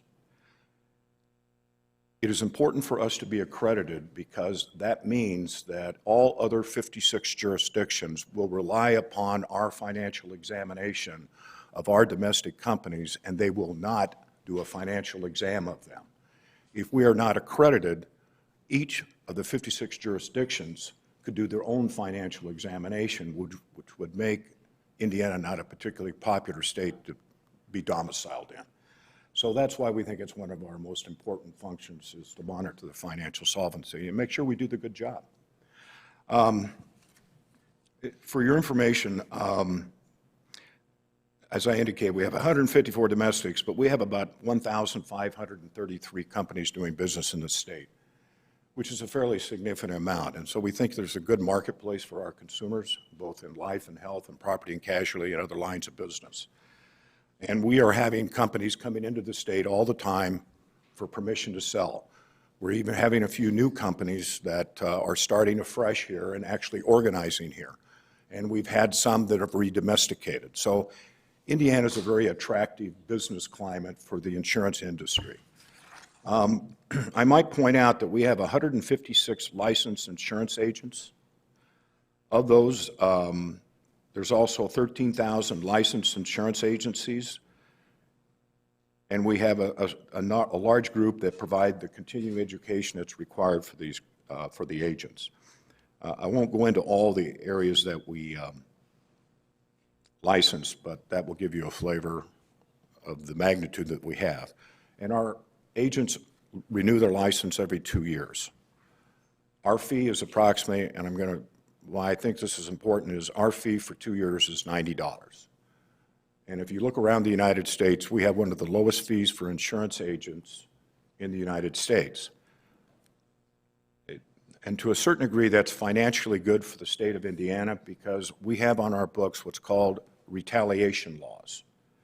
So if an agent that is a domestic agent here in the state of Indiana holds a license in another state and that state charges more, then we will retaliate against the agents of that state and we will receive additional revenue. And it is not an increase in tax. It affects people from outside the state of Indiana doing business here. That also goes for insurance companies. Right now, we probably have an additional revenue coming in each year of $1.5 million to $2 million on these retaliation. And what is important to do, we're trying to equalize our domestic agents when they go to another state. I know our agents have been very appreciative of that, but that's additional revenue that has been coming in over the last 4 years because that is an issue that I've looked into and I felt it was important that we protect our agents and our domestic companies. Some of our major programs, as I indicated, we monitor the solvency of insurance companies. We license agents, make sure they have continuing education. We also, besides financial exams, have occasionally market conduct examinations of insurance companies.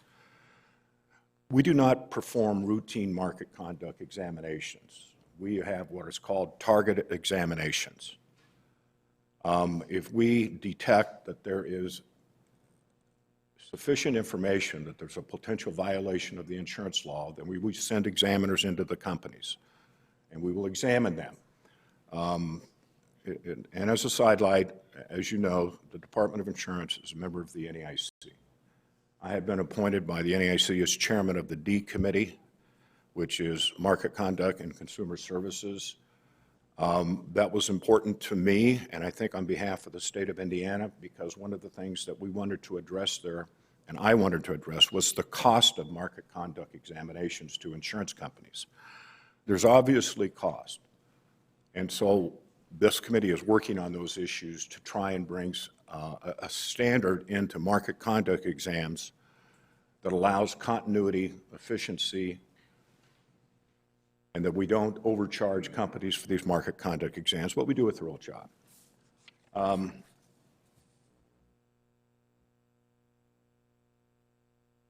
I can go into some of our accomplishments, but I will wait. But I would like to mention that, with your permission, that we have, we're a dedicated fund for the most part. The department's operating is a dedicated fund. We have a bail bond division, it's a dedicated fund. Medical malpractice, which I'm sure all you're aware of, is a dedicated fund. We have mine subsidence, title insurance, and of course, political subdivision. In the budgetary process, we have, at least for the last 4.5 years, my knowledge, been able to return to the state 5% of what our appropriated funds are.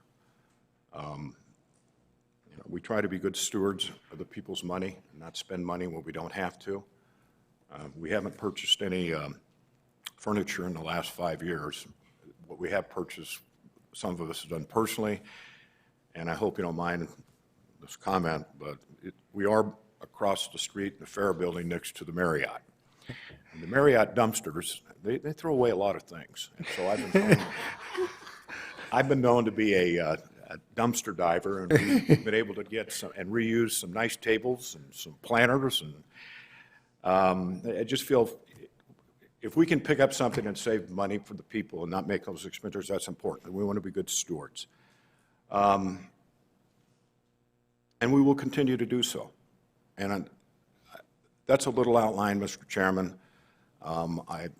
Obviously, if you have any questions, I'll do my best to answer those. And I was rude in not introducing our Chief Financial Officer, Barb Lohman, who's been with the state for, well, we won't say how many years she's been with the state, but certainly a long time, and does an excellent job for us. So with Mr. Chairman, with your permission, if you want other information, I'll be glad to go into it, but I didn't want to be redundant with the transmittal letter.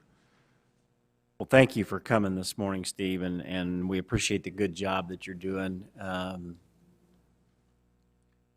If we're not hearing anything, hopefully that's good news, and we don't seem to hear a lot about these issues. I mean, legislators get calls from constituents, and you can sort of sense where the problems are just by looking at your constituent calls. And so on that front, it sounds like we're doing a pretty good job, so we appreciate your efforts there.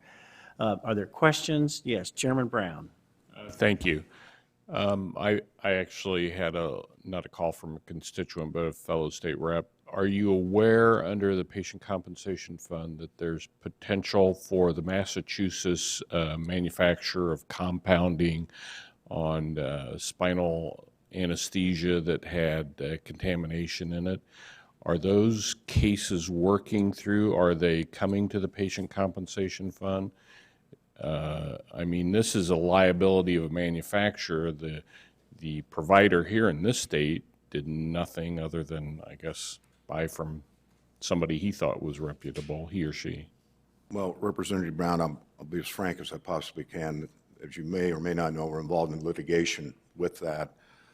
There is a question on whether the Patient Compensation Fund should be available to these victims, that it may be more of a liability, general liability question, and it's something that's being litigated right now. It's very hard. I mean, the victims it's unfortunate. I mean, these are tragic situations. But we are stewards of that fund, and we have an obligation because we do not believe that these particular victims would be covered under the Patient Compensation Fund. That will be decided by the judiciary system.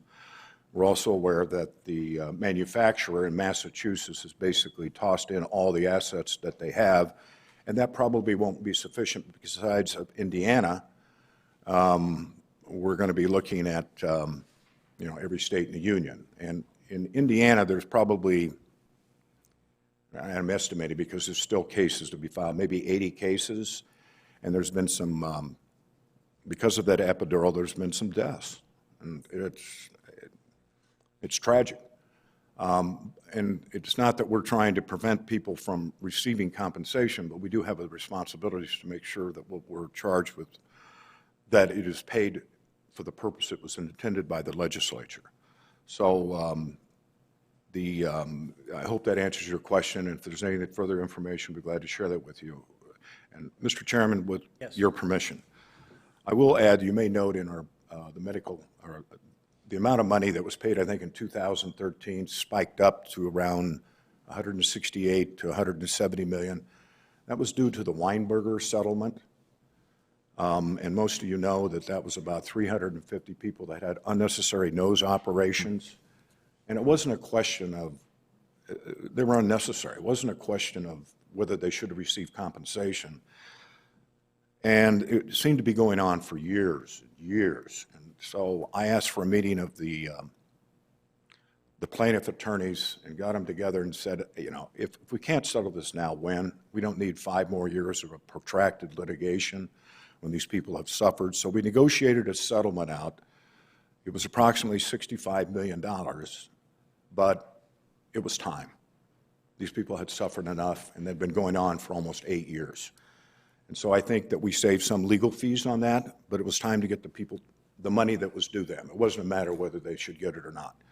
And unfortunately, Mr. Chairman, we have another situation coming up that's almost as tragic, and that a particular physician, I believe in Northwest Indiana, apparently placed pacemakers into people that were outdated.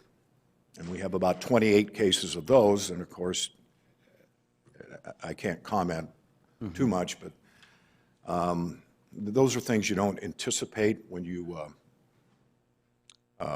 place increases on healthcare providers.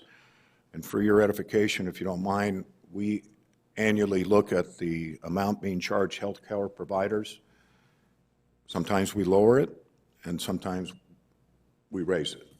Unfortunately, I think this year, the actuary is going to come back sometime this month. We're probably going to have to increase rates, but we'll only increase what we absolutely have to.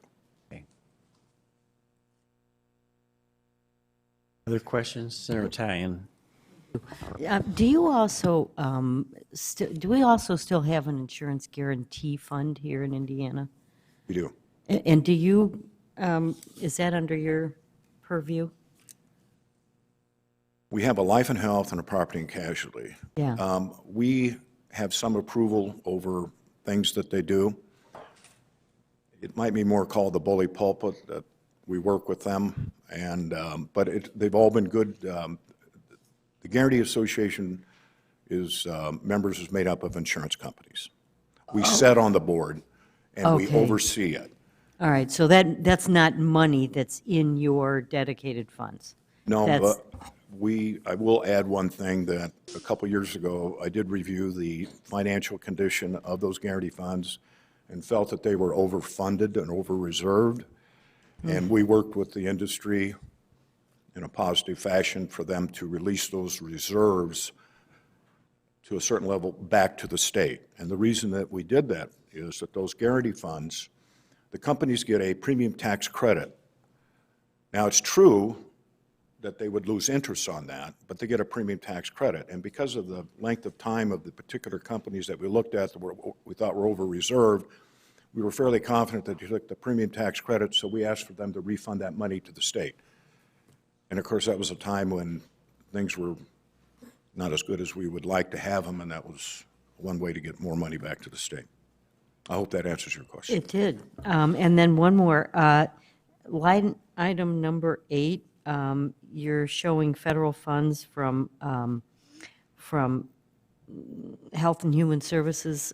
Yes. Is that money for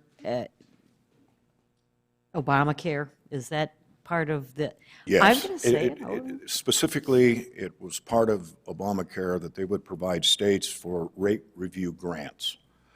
Okay. And we have applied for those grants. Even though we do not have a state exchange, we still have to review all the policies that are going to be sold on the exchange for rates, et cetera. It's obviously more work. And so those funds are temporary. I hope you don't mind me mentioning this. One of the things I think the federal government is disappointed in us is that we don't use all the funds they give us each year.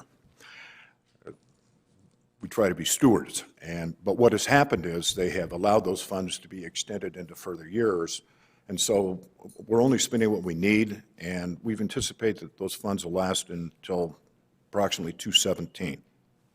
All right. 2017, sorry. In the event, likely or not, that Indiana might establish an exchange, would some of this money be able to be used for operations? I would suspect not, and I would say for the following reasons, is that we have to submit a budget to the HHS indicating how we're going to spend that. And in our budget, there's no contemplation, I don't know what the future's going to be, but there's no contemplation in our budget that those funds would be used on a federal exchange in some way. Yeah. That doesn't mean that can't change, but You that's could not in the amend, you budget. could submit an amendment or whatever, but are there any other funds that are available for exchange setup or operation that we could still apply for? I don't know the answer to that question. There may be, but I do not know. There were some extensions. I just don't know the answer to the question, but I'd be glad to get that information and furnish it to you. Thank you, thank you. Other questions? Thank you very much, Steve, for coming over. Chairman, thank you, members of the committee. If there's any other questions or assistance that we can provide you, please feel free to call upon us at any time, just like every other citizen does.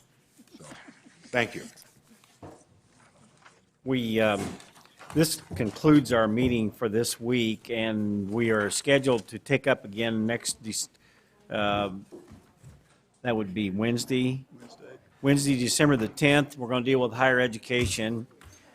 David Reynolds and I have a bet over whether we have enough time to allow the university presidents to say all that they want to say to us, but I think I'm taking up the challenge, and I think we can make it. But most of the next 2 days are taken up by higher education, and then we have some other folks that are coming in. And I did misspeak, Senator Talian. I see that we have the Biosciences Research Institute coming in, which is not a state agency. And we also have the Excel Center coming in, which we've talked about before, and we did fund this last time. So we'll hear from all of them. We might have some other changes. Okay. Any other comments, questions, information? We stand adjourned. Thank you.